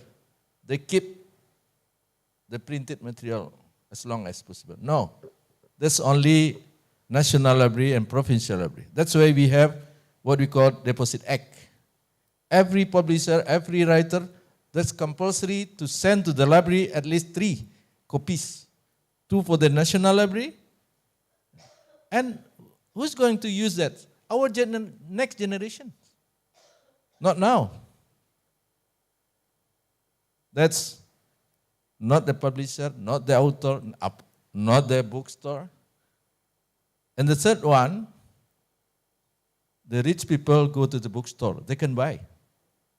They can access. They have a lot of facilities to access the information. But how about the poor people? The people who's living in the village? Jadi Bapak Ibu sekalian, pertanyaan antariksa ini, namanya antariksa ini. Ini memang pertanyaan yang harus, bagaimana kita, untuk yang baru-baru jadi pustakawan, pertama yakinkanlah bahwa Anda, mungkin kalau masuk surga orang yang pertama kali. Pertama peduli ke orang miskin. Ada surat, surat apa tuh? To'amul miskin itu, memberi makan orang miskin. Ara'aital ladzi yukadzibu biddin, fazalikal ladzi yad'ul yatim, wala yahuddu ala ta'amil miskin. Ta'am in this case is not only food, it's also information. And we are the guardian of knowledge. Garda yang menjaga pengetahuan. We have the national bibliography. We publish, no, it's weekly or monthly, I don't know. Every country they have national library. we have the bibliographic control. And the first one, we are information manager. Where we are, we have to know that our function. Even you are in the library, the academic library, public library, or school library, you have to know their user, their needs. They come to the library because they need. What they need? The information they need. You have to fulfill. That's why sometimes we cannot fulfill the needs. So we need the others, the other librarians. So that's why the association, the cooperation, and the networking we need. And I can say that the function of the association, such as IFLA, CONSAL, ELA, likes a glue, likes a bridge. Whenever I need something, I think sometimes whenever we are a member of the IFLA, I can say today, we know that Stephen, whenever I need something, I can call him, and then he stay in Utrecht. Nowadays, no problem. Stephen, please you help me this book, dissertation for my professor, for my students. You can help. So that's why we need the organization. In Indonesia, we have what we call it IPI. Ya, kita di Indonesia punya IPI. Dengan Anda menjadi anggota IPI, Anda berada dengan pustakawan se-Indonesia dari Sabang sampai Merauke. Kalau ada kesulitan, kita bersama. Together we can solve the problem. Solve together and then stronger. Solve, recover together and recover stronger. It means the association like IFLA, ELA, and also CONSAL, in the future, they have to more active, more to cooperate among them. Yeah. And then in some case, we can help them. For example, me, myself, as a lecturer, I always ask my student to have the card from National Library. If they not have the card from National Library, I will not, saya akan periksa ujiannya. So this one I have to push, my student to go to this library. Yeah. So by member of the association, you have a lot of friends. The Minangkabau people say, duduk bersama itu berlampang-lampang, duduk sendirian sempit. That's almost oppositely. Whenever you sit together, it's not so loosely. Whenever you sit alone, so you cannot solve the problem. So sitting with the IFLA, we also member of the CONSAL, and then member of the IPI. And then, Stephen, I would say to you, to be a member of ELA, they have to pay 10,000 a month. So 10,000 is less than $1, right? $1 15. This a month. Unfortunately, it doesn't work. What we do, it's different with you. IFLA, you have to pay the IFLA membership.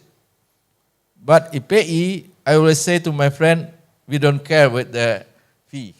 As long as they attend our meeting, our national conference, workshop, that's okay.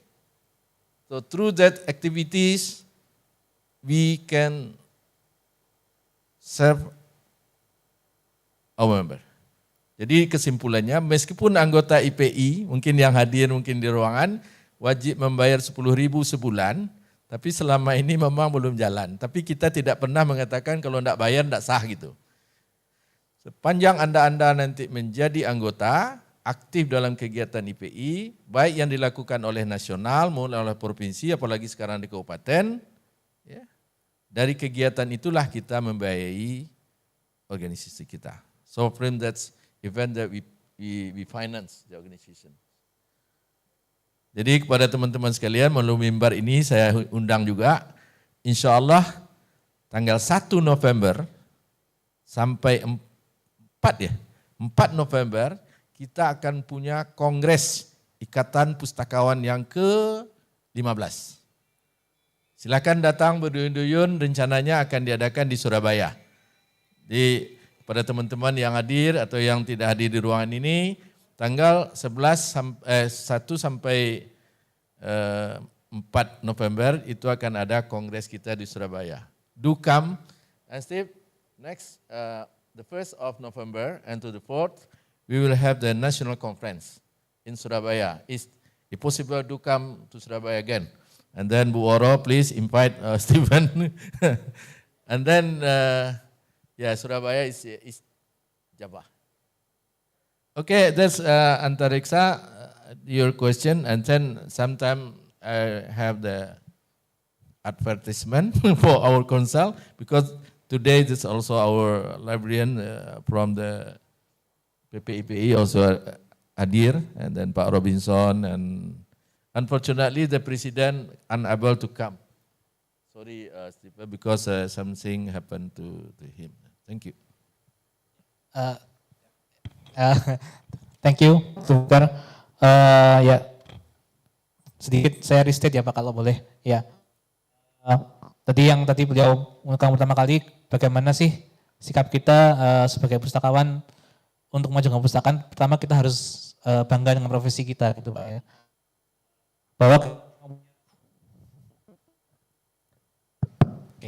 Bahwa kita memang punya peranan yang penting. Tadi sudah 3 yang disebutkan Pak Zulfikar. Tadi salah satunya bagaimana kita bisa peduli dengan yang dalam kemiskinan. Dan tadi kemiskinan tidak hanya kemiskinan secara uang, tapi ada yang namanya kemiskinan informasi atau information poverty.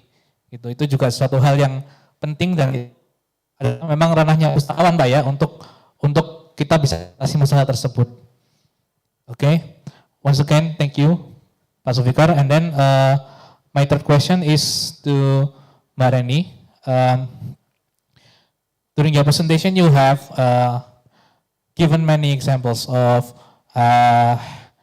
innovative policies by libraries around the world and issues that are very important. But if you can pick one, I think, signature issue that represents Indonesian librarianship or Indonesian library and information world, what do you think is the main issue that we face today? Yeah, your answer. Check. Okay, thank you so much for the question, Mr. Antariksa.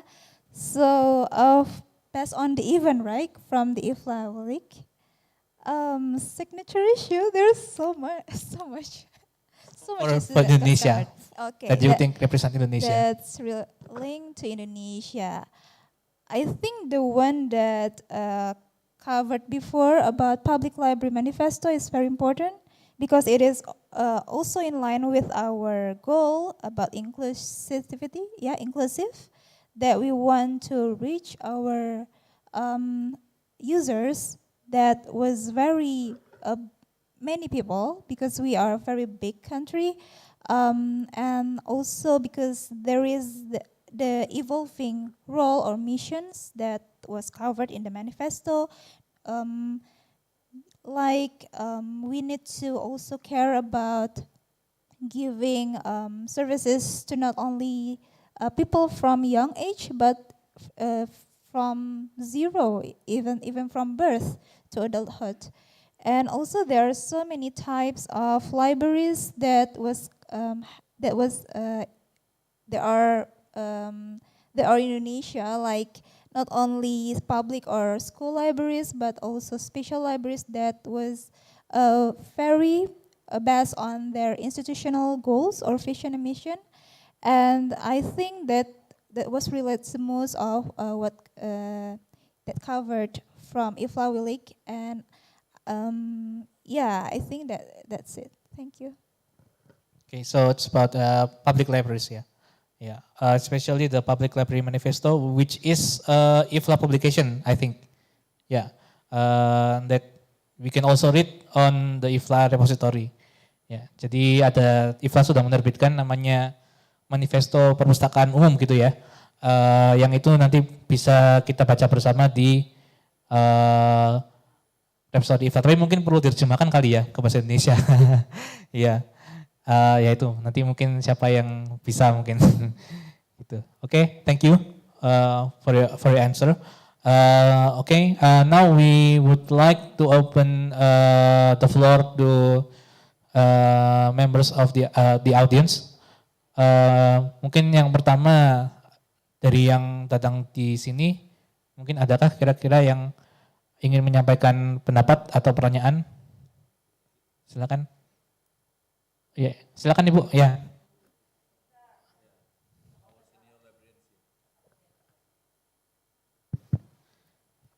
Ya, silakan Ibu Yati. Terima kasih. Kayaknya saya bahasa Indonesia aja ya, lebih lancar. Saya ingin nanya ke Mbak Reni ya, kita bicara tentang SDG. What do you think about the implementation of SDG in libraries in Indonesia? I know we have literasi untuk kesejahteraan, itu memang salah satu contoh dari SDG. Tapi selain itu apa yang sudah kita kerjakan? Dan kemudian yang kedua, saya mau cerita ke Stephen. Now we are in the era of digital. The Ministry of Information and Communication run a national program, it's called Smart Digital, to get the people, any Indonesian, to become more literate in the era of digital. And I think some of librarian has also involved in this program, but we still need to motivate more librarians to join this Ministry of Information program.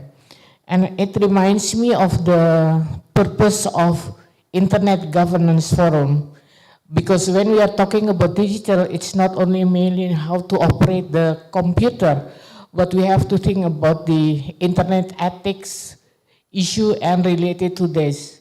And perhaps we have seen that IFLA has uploaded a lot of materials related to the internet policy, etc. But perhaps you can also later on show us the very simple way how the Indonesian librarian can be involved in this digitized world. Thank you. Hanya itu, terima kasih. Terima kasih Bu Yati. Siapa dulu mungkin yang merespon? Who would like to reply first? Mbak Dani ya. Okay. Yeah. Okay, thank you, Mrs. Yati, for the questions. And actually, because if also bring out the topic of SDGs that implemented in libraries, and there are so many initiatives and programs that was delivered by librarians around the world, and some of it are also in line with our program in National Library of Indonesia. But I really consider and have interest to the Green Library project, because they not only care about maybe the buildings, the lighting, etc., but they care also about how can the programs and the initiatives that link to the SDG program are implemented in their own library. They have some indicators that really relevant to support the SDGs. Especially, maybe there are so many point of SDGs that we have, but it can be in line with the maybe no poverty and also the point of education for all, and also the climate change point about how can we implement that in our library in Indonesia.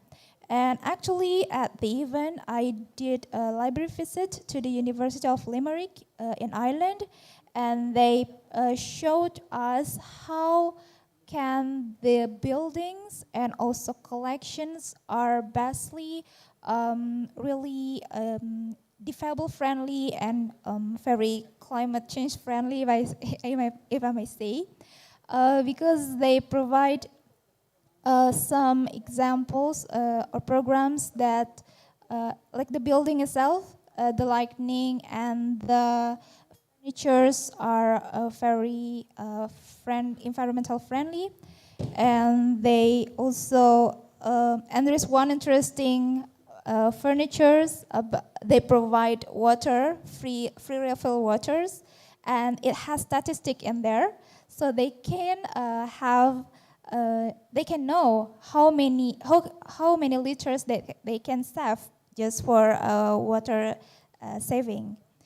So I think that's about SDG that I can deliver and relate to the IFLA Week event. And about literasi kesejahteraan, literacy for the welfareness, I think it's a very, it's very in line with the SDGs point, like no poverty things. What we need to have brainstorm and maybe give more ideas about the programs is because we do have so many big islands, and we have a very various backgrounds of ethnics. So it will be very unique and different when we want to, like the equity itself, the term of equity, it will be very unique and different when we want to deliver our missions of libraries to our users in that regions. So I think we need to brainstorm and know what is their, maybe the traditional richness in their regions, and we can know how can we better provide access to them. Thank you so much, Ms. Yati. Yeah. Do any other speakers would like to add? Yeah, Stephen. Thank you so much for the question. So I'll answer both. Just so on the SDGs, I think Rennie has summarized extremely well. I think something that we're trying to encourage is to think about the SDGs as something that can help in planning. Because if you look across the SDGs, none of the themes in there are actually new. It's not like education was invented in 2015. It's not like climate change only became an issue in 2015. No. The whole idea with the SDGs is to try and encourage not just governments, but all stakeholders to think differently. So actually, when you're designing your plans for your library, for your association, for whatever, use the SDGs as a starting point and think, well, how can we help on these? Where is it that we can have an impact? Rather than doing what you're always doing and then badging them with the SDGs afterwards. So I think that's what's interesting with the SDGs, is that we are already doing it. It's not hard because we're doing it, but using it as a way of structuring our thinking and our advocacy is interesting. On the point about digital, I think some of it almost comes back to that you were making, because the internet it's purely a new technological means of sharing information. So it really isn't that different to what libraries have always been doing in terms of gathering information, sharing information, giving access to information. Being involved in digital is almost a core part of what libraries are doing as part of that mission. It's almost an ethical imperative to be involved. Now, this isn't to say that the internet and digital doesn't require skills, that it isn't scary, that it isn't, work, but it is arguably quite a core part of what we're doing, and I think we've seen in a lot of countries it's become a bigger and bigger part of how we're doing librarian training. It becomes a bigger and bigger part of how we can do advocacy. For example, how copyright works online is a big issue for libraries. In terms of how to get involved, just a few quick ideas. The Asia Pacific Internet Governance Forum is taking place next month in Singapore, so it's on a good time zone. I think only 1 hour ahead of here. That's obviously hybrid, so do listen in. next year's Internet Governance Forum is in Japan. So again, it's in the region. There will be opportunities to listen in, I don't know, have a watch party, I don't know, make these things part of your own deliberations, look at how these discussions can take place. Look at other organizations within Indonesia. Is there a local Internet Society chapter? Is there a local chapter of the Institute for Electronic and Electrical Engineers, IEEE?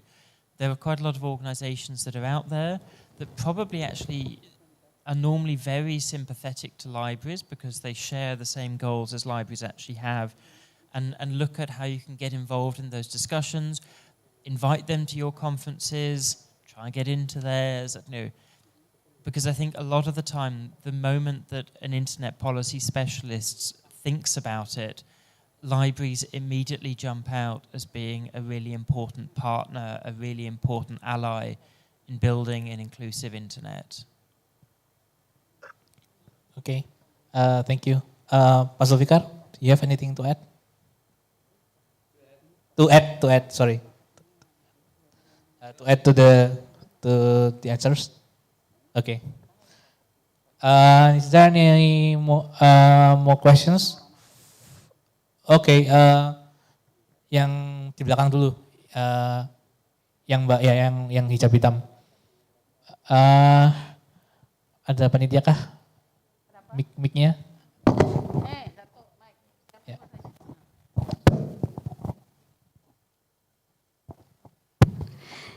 Okay, good morning. Hello, my name is Rini. I have a question. In the presentation, all the panelists, sorry, a bit nervous. I have a problem how to convince the stakeholders the importance of the library itself. Is there any tips and tricks how to make the librarians is involved in the policy making of the libraries? Thank you. Okay, thank you for the question.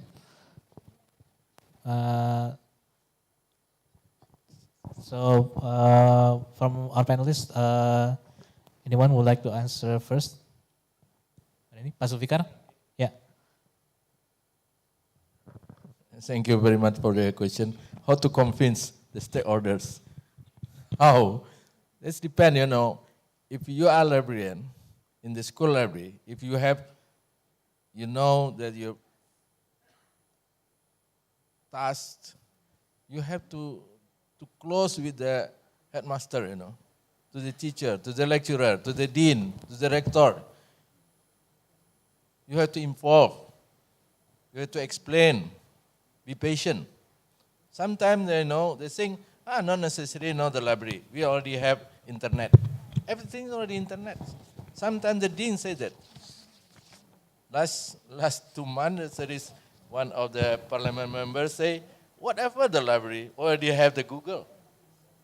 So, is it the Google can answer? You know, as I put on my slide, you know, the librarian can serve up by heart, you know.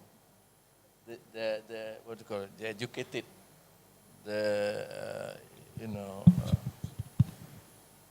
the professional librarian by heart, but not the Google.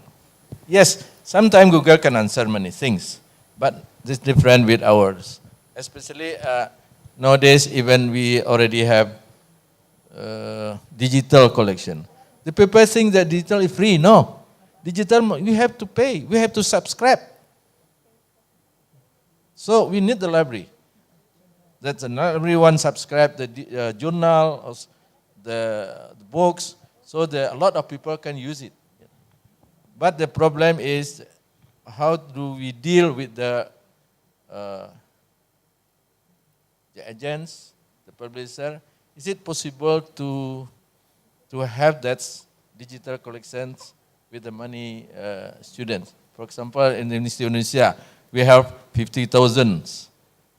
The problem is what we call it copyright law, intellectual property. So, come to the question, how to convince them that you have to know that you work for the library and you know your profession. If you don't know where you are, you cannot convince them. There's a problem in Indonesia, Stephen. Sometimes Bupati, that they have the district, governor, and then sometimes the ministry, we have to convince them that the library is very important. How do we do that? We have to inform. We have to make close with them, you know. That's the answer. Okay. Thank you. Yeah, Mbak Dani. Yeah, if I may add, so how to convince our stakeholders? I mean, yes, so just do the first act, bring the idea to the floor, and then bring it frequently and communicate it, deliver the urgency, and if you do have, it doesn't deliver, you can go to like maybe doing networking. There's so many associations, organizations that can, bring out the idea to the public, and then it can be noticed by our stakeholders. And by networking itself, you can have the voices to deliver what ideas that you want to that you thought of, and can improve the librarianship around your institutions, and yeah, that's it. Thank you so much. Yes, Stephen. So just to add a couple more, the first two are completely contradictory. I'm sorry about this. The first is finding positive examples, and doing this within Indonesia, within the region, within the world, because it's always important to show politicians they don't want to do anything that's strange or abnormal. So it's really important to show that supporting libraries is a normal and rational thing to do, because it makes it easier for them to justify it. So pointing to examples of provinces, of communes, of countries that do support their libraries is helpful. A second one is it's explaining the cost of no libraries.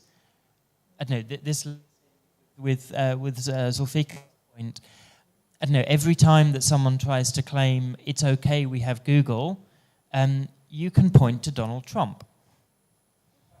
I don't know, I get in trouble when I say that sometimes, when it sounds a bit political, but we can see that, I don't know, access to information is not just about a search engine, it's about skills.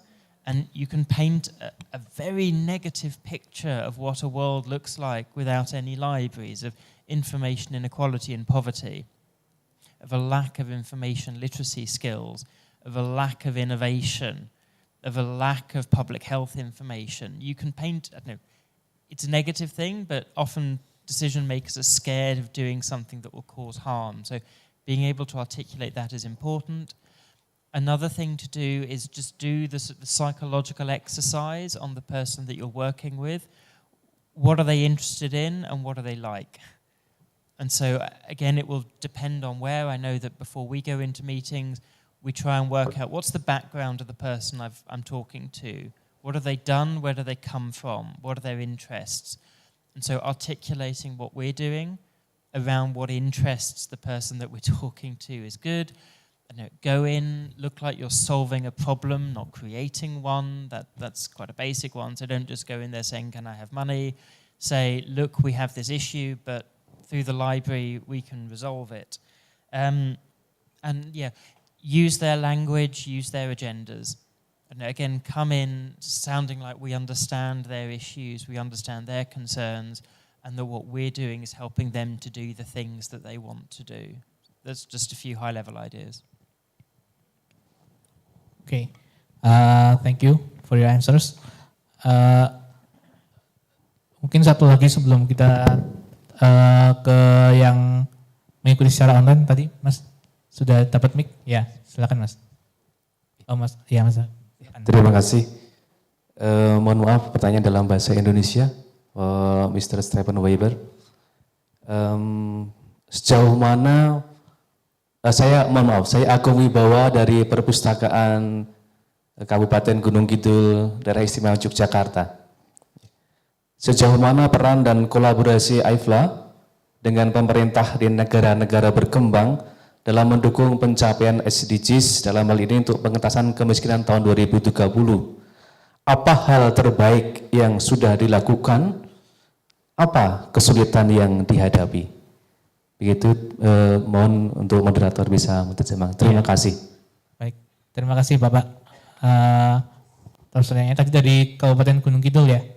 Ya, so from Pak Agus ya? Pak Agung, sorry. Pak Agung from Gunung Kidul Regency, he would like to know about the cooperations between IFLA and governments in developing countries, especially regarding the reduction of poverty as mandated in the SDGs. So what are the accomplishments so far and what are the challenges?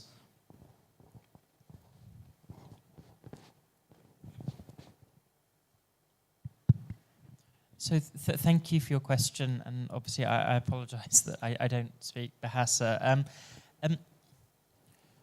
So IFLA's role is mainly we work at the global level. And so a first key thing that we try to do is simply put ideas and raise issues in front of leaders and in front of policymakers so that they see, so that they understand the importance of libraries. But this then is all about creating opportunities for you. So for example, at the UN, we worked from 2012 onwards, before my time with IFLA, to make sure that everyone at the UN would hear about libraries, would make sure that they were thinking about libraries when they're thinking about strategies to combat poverty. We've been very strong in underlining the importance of addressing information poverty if we want to address economic poverty. So putting those ideas out there. Similarly, in the work we do with the World Intellectual Property Organization, to come on to WIPO, and here is definitely a friend. It's making it clear that if we want to fight information poverty, if we want libraries to be able to provide maximum digital access to information for everybody without financial barriers, without forcing them to go to the bookshop or Amazon every time, libraries need to be able to function properly. But in the end, what we can do is we can create openings. Ideally, we can bring people, engage people in international meetings where you have much better access to decision makers than you do necessarily within countries. So, for example, in New York earlier this year, we had a representative of Botswana who was able to get her national president's WhatsApp number because it was possible just to walk up to the man and get his WhatsApp number, which would be impossible back home. But it's about creating opportunities and then working with you to try and realize them. So I think it has to be an alliance. I know we are an international federation. You are the National Library, you are the National Association. So it has to be a three-way thing. I know you're the ones who are from Indonesia, you're the one with the legitimacy to push things forward. We are here to help in the way that works best for you. Okay. Any other speakers would like to add? Maybe?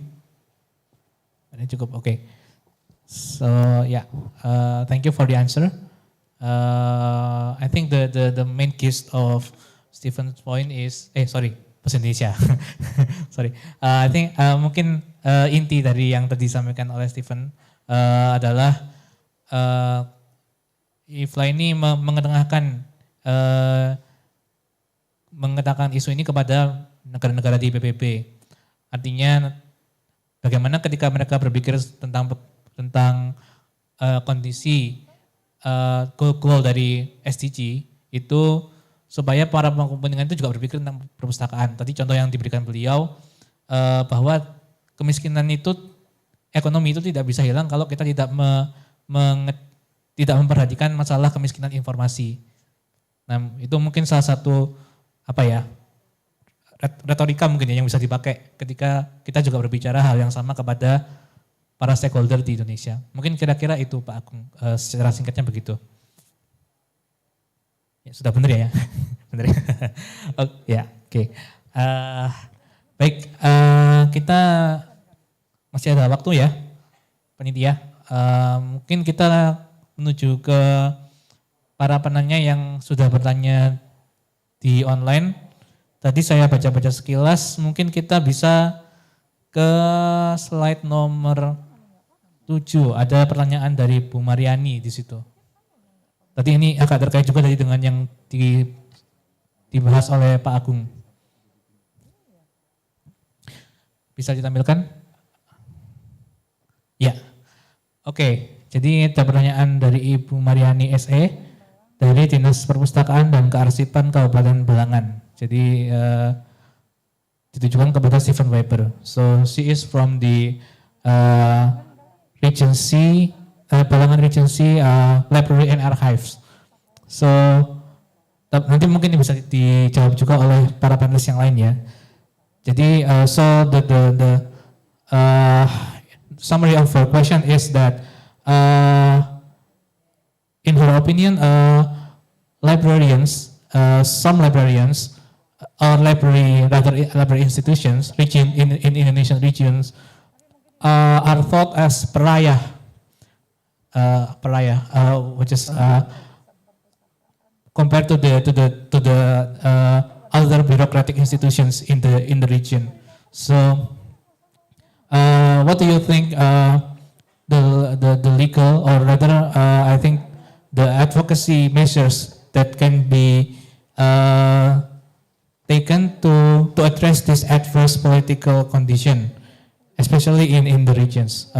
Maybe there is an example from other countries that we can draw upon in responding to this problem. Stephen. Thank you. I'm trying to think how to respond best. I think it is true that libraries,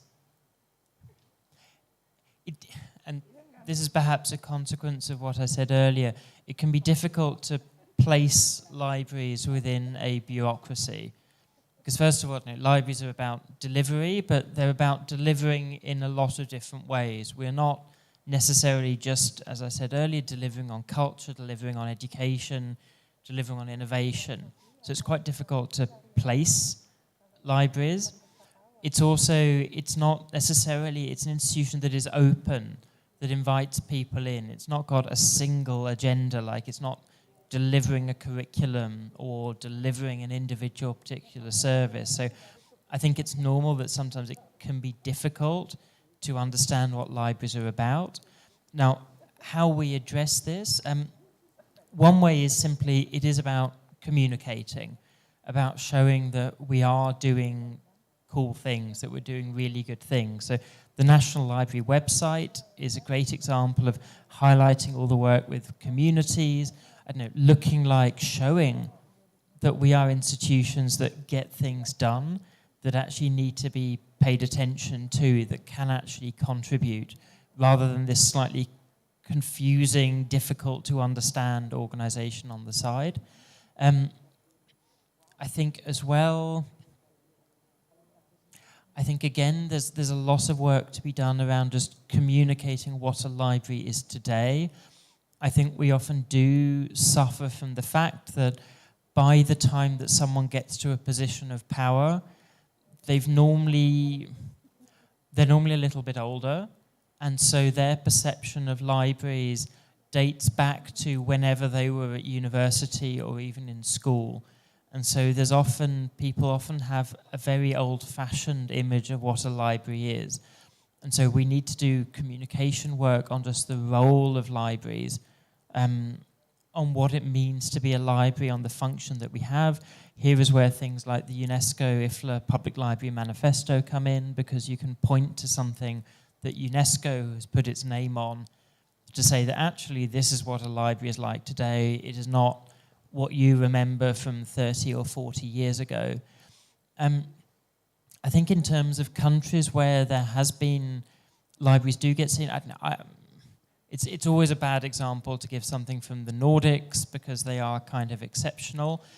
In Finland, which is, I don't know, has a great example, they managed to persuade the new coalition government 3 years ago that if they wanted to talk about their political program, if they wanted to engage citizens in what the government was planning to do, they should do a series of meetings in libraries.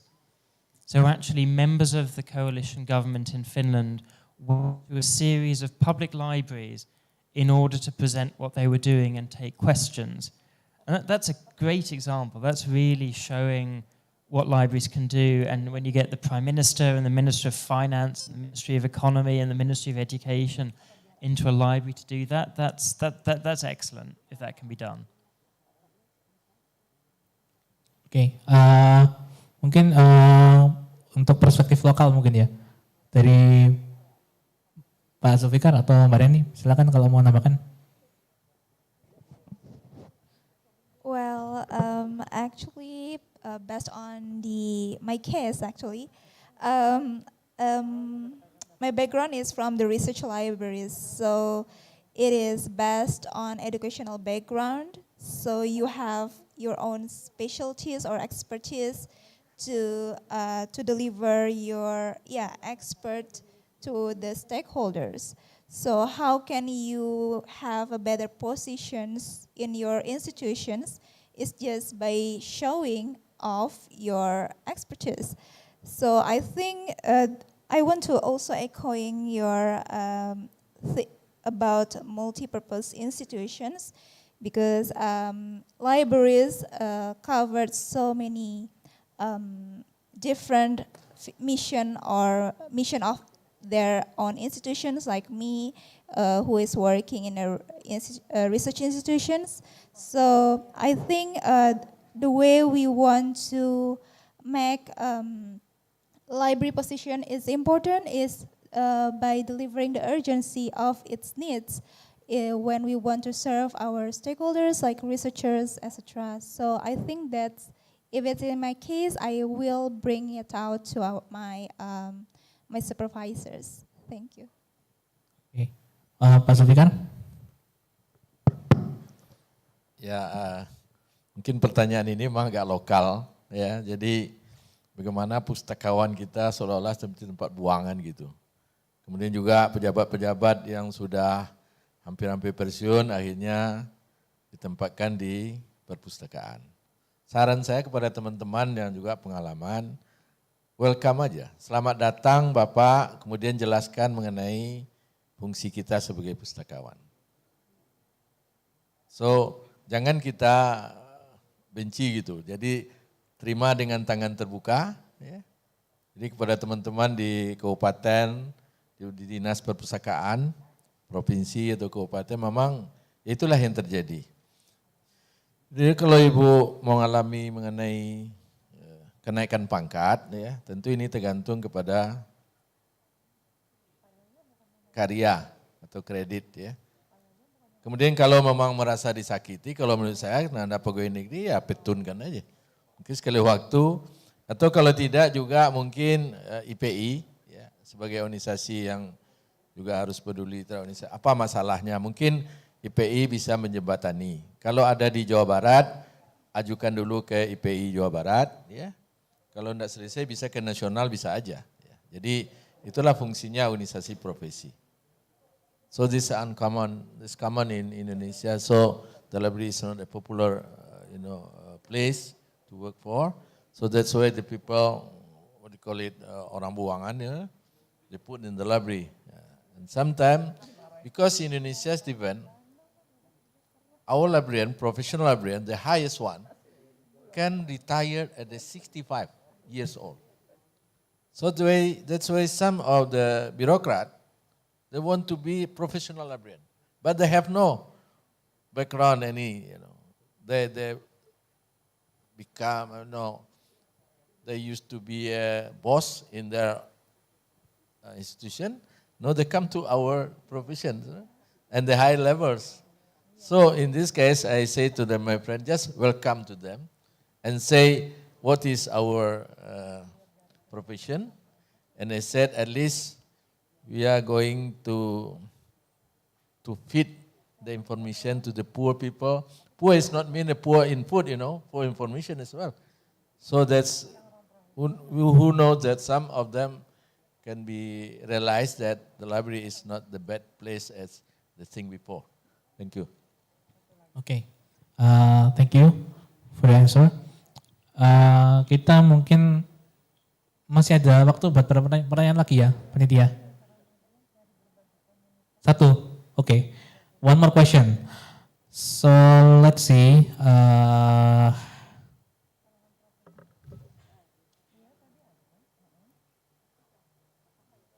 Okay, let's see the question from Alberto. Slide 2, I believe.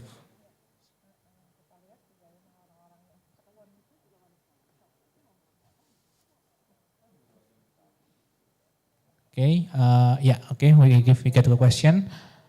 So this is directed to Stephen, but also other Pak Zulfikar and Mbak Reni can also chime in. In Indonesia, we have copyright law, which also has an impact on libraries that cannot massively digitize their collections independently. So the digital collections are still very limited, especially on books that are widely accessed by the users, but rather long. I think this is about the length of the book. So the book length prevents it to become digitized. So this applies, according to him, for collections before 2016. What do you think about this phenomenon, and how should libraries deal with this? So about the large amount of information that are still undigitized, what can we do to our users that request this kind of information?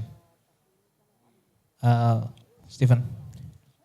Thank you. So this is also one of my pet topics. It's where I started with IFLA, was around copyright. So,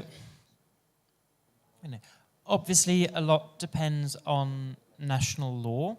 We're never going to encourage librarians to go out and break the law, but it's worth looking at this and looking at the potential that there may be, potentially even working with the Intellectual Property Office, the Copyright Office, to make sure that the law is interpreted in a way that allows you to digitize and give access to works. When copyright is put together, when we work with copyright, obviously a key goal is not to undermine the market. So, we do have an interest in ensuring that great books, great materials continue to be produced, that we actually have information published that then we can provide to users. But I think, as has been said, a lot of our users, a lot of the people we're serving are not those who would be able to buy books anyway. And so it's not like by providing information we are reducing sales. These are never sales that are going to happen at all.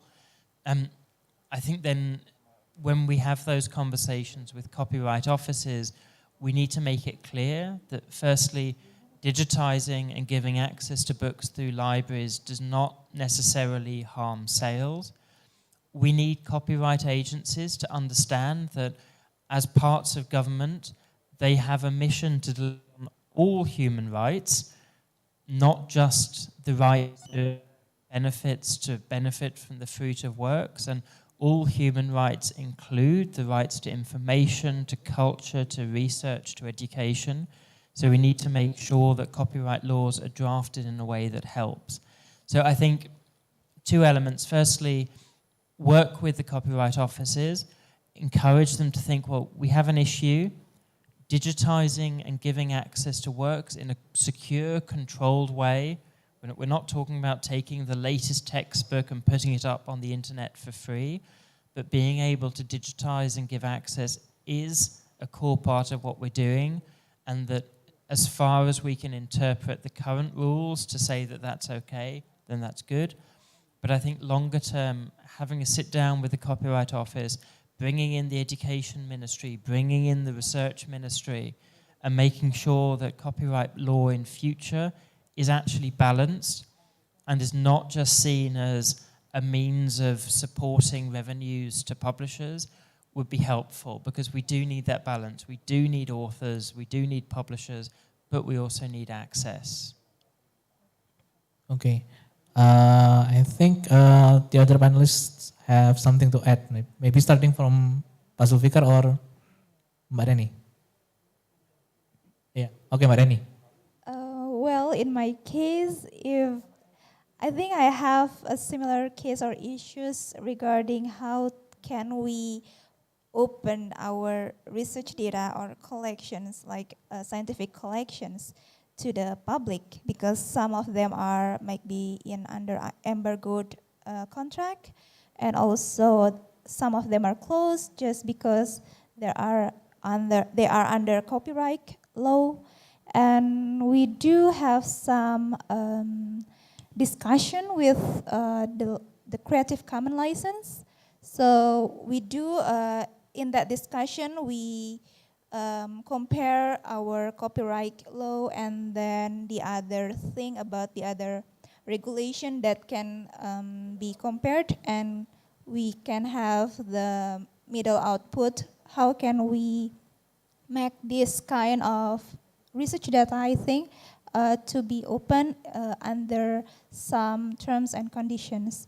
So that's on my case when we want to talk about research data. But for scientific publications, we do have a need to consider their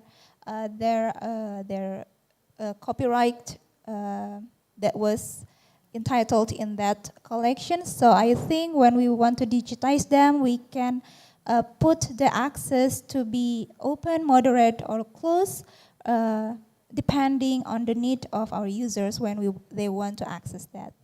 Thank you. Okay, so we need to consider on a case-by-case basis, yeah.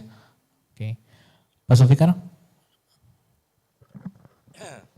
Yes, as I said that in our Asta Etika, the number 7, that's we recognize and respect to intellectual property rights. That's our code of conduct. But sometimes in front of us or our eyes, so many people make a photocopy the books.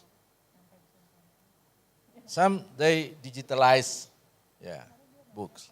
So in our law, as far as I know, after 50 years, it's allowed to publish, to to replace, to make the other publications. But before you have to get the permission from the writer or the publisher. And if possible, if it is dealing with the education, I think we can ask the Ministry of Education. And then, I don't know exactly, I think Mr.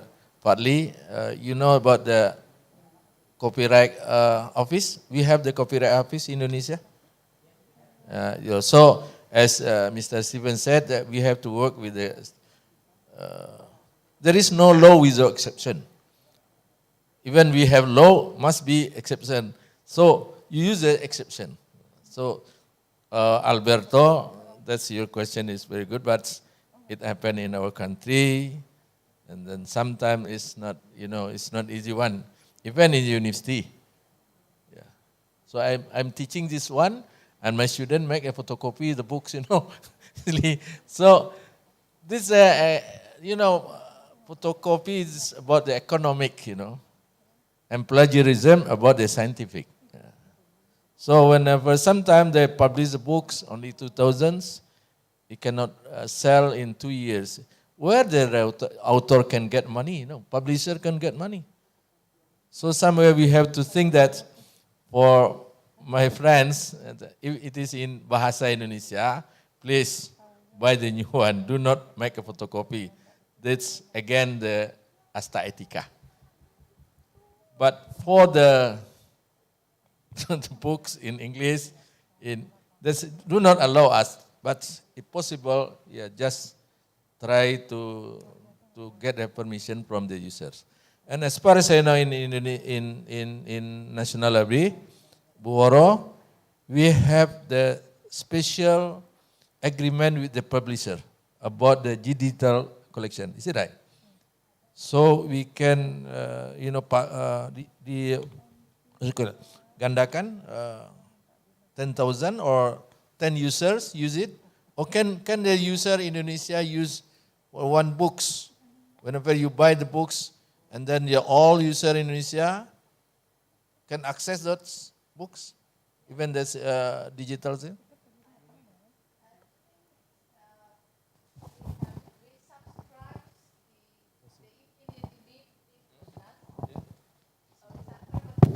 Copies. Yeah. So people can use at the same time. Only 10 people can use the same book at the same time. Yeah. How about the number 11? Number 11, they have to wait. They have to wait. Yeah. Okay. And then if they submit, finish with the period, if I'm not mistaken, 10 days or 2 weeks, if I'm not mistaken. And then just like the regular libraries in the conventional term. Yeah. But because I'm involved with the Department of Education, if possible, the government buy the books. Like what we call it, buku wajib di SMA itu apa namanya? Textbooks. Textbook in the high school, the compulsory for the high school, senior high school, the government asks the writer to write a book and we pay. 50 million, 100 million is depend. So when the copyright, it's belong to the government. So everyone can publish, can use it everywhere. So in this case, I think government have to involve with that important, not only rice information, also the same with the rice. See? Not only import the rice, if possible, import the books as well, and then ask them to, to buy, and then share to our people in the country. Thank you. Okay. Thank you for the answers. Karena waktu kita sudah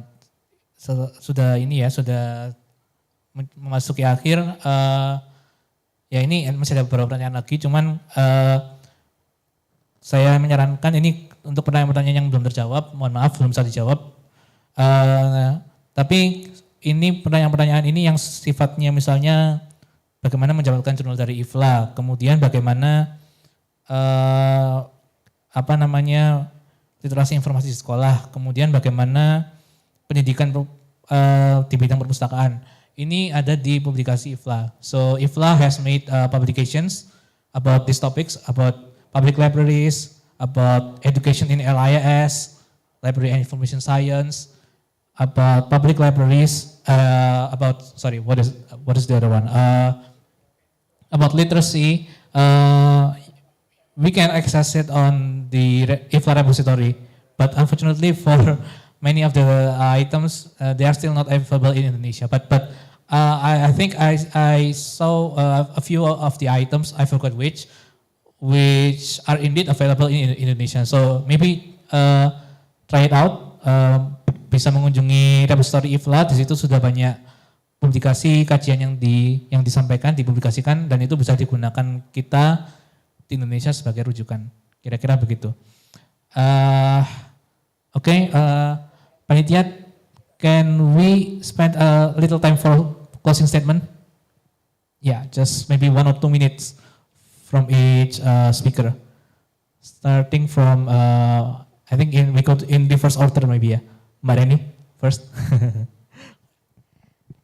Well, my closing statement is the same with the last slide. I want to requote the Nelson Mandela who said that it is impossible, it's always impossible when it is done. So when we want to do something, we have initiatives, it seems impossible, but we will do it anyhow. Yeah, thank you so much. Okay, thank you. And then Pak Zulfikar, Pak Zulfikar. Okay, thank you very much. My conclusion is, I back to my slide, recover together, recover stronger. Means we have to work together. It's a must. There is no any library can buy can collect all the publication. I don't know how many co-publication in the world, no. In Indonesia as well. And no any library can fulfill the user needs instantly. So they need cooperation. Cooperation, coordination, synergization, networking is a must. And I said, cooperation not only to avoid the weaknesses, we have to share the strength. In our religions, tangan di atas lebih baik daripada tangan di bawah. Memberi. So I mean in Islamic though, the highest hand is better than the lower hand, you know.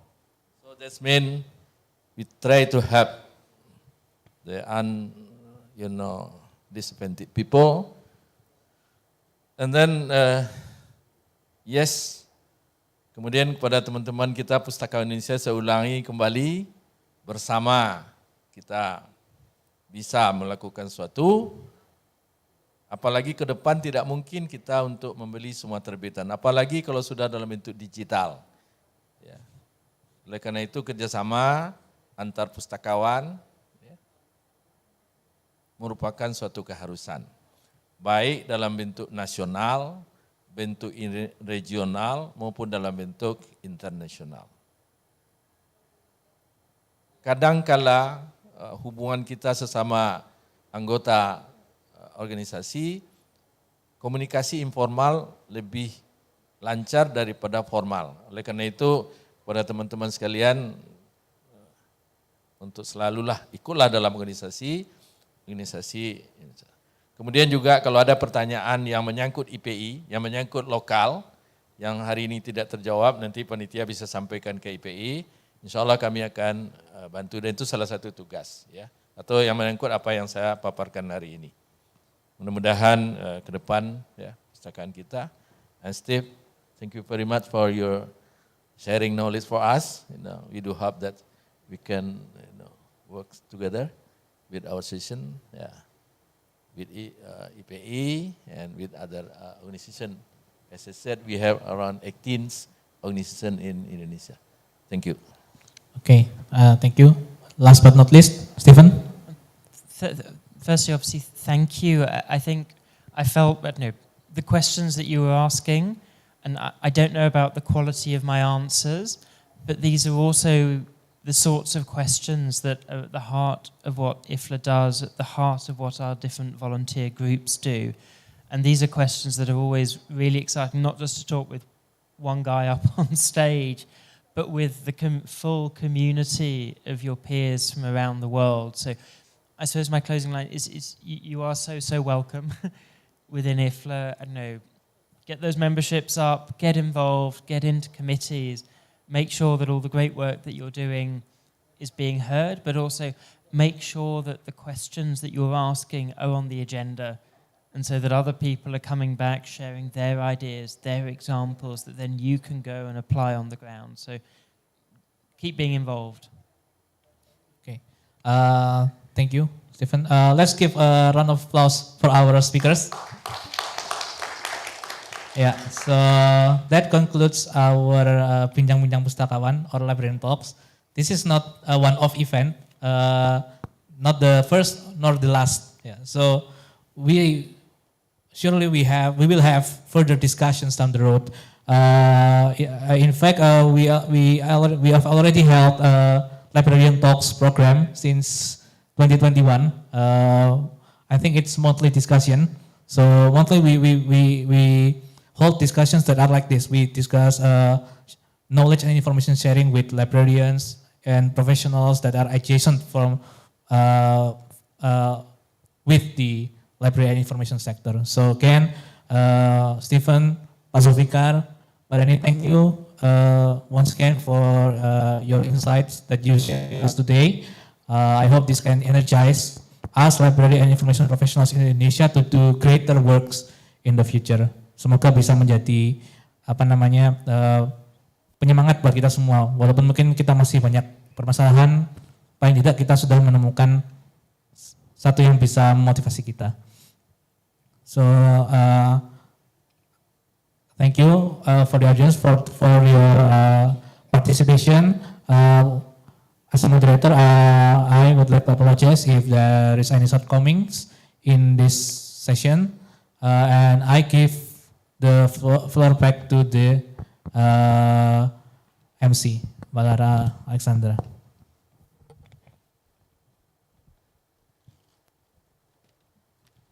Okay, thank you, Bapak Antariksa, for the dynamic and fruitful sessions.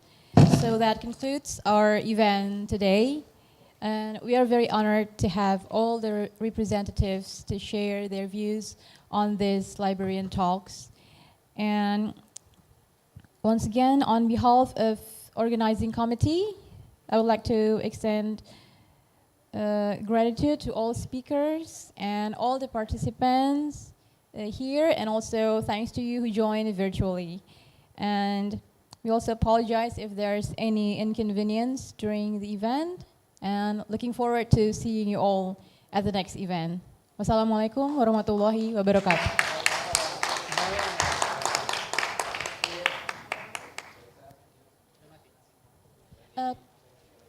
Please remain on stage for the speakers, because we are going to have a group photo.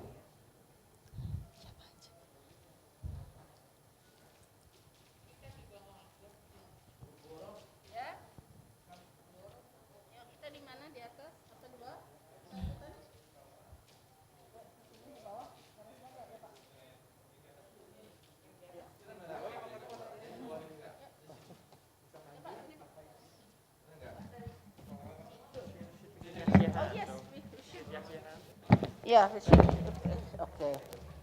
Yes.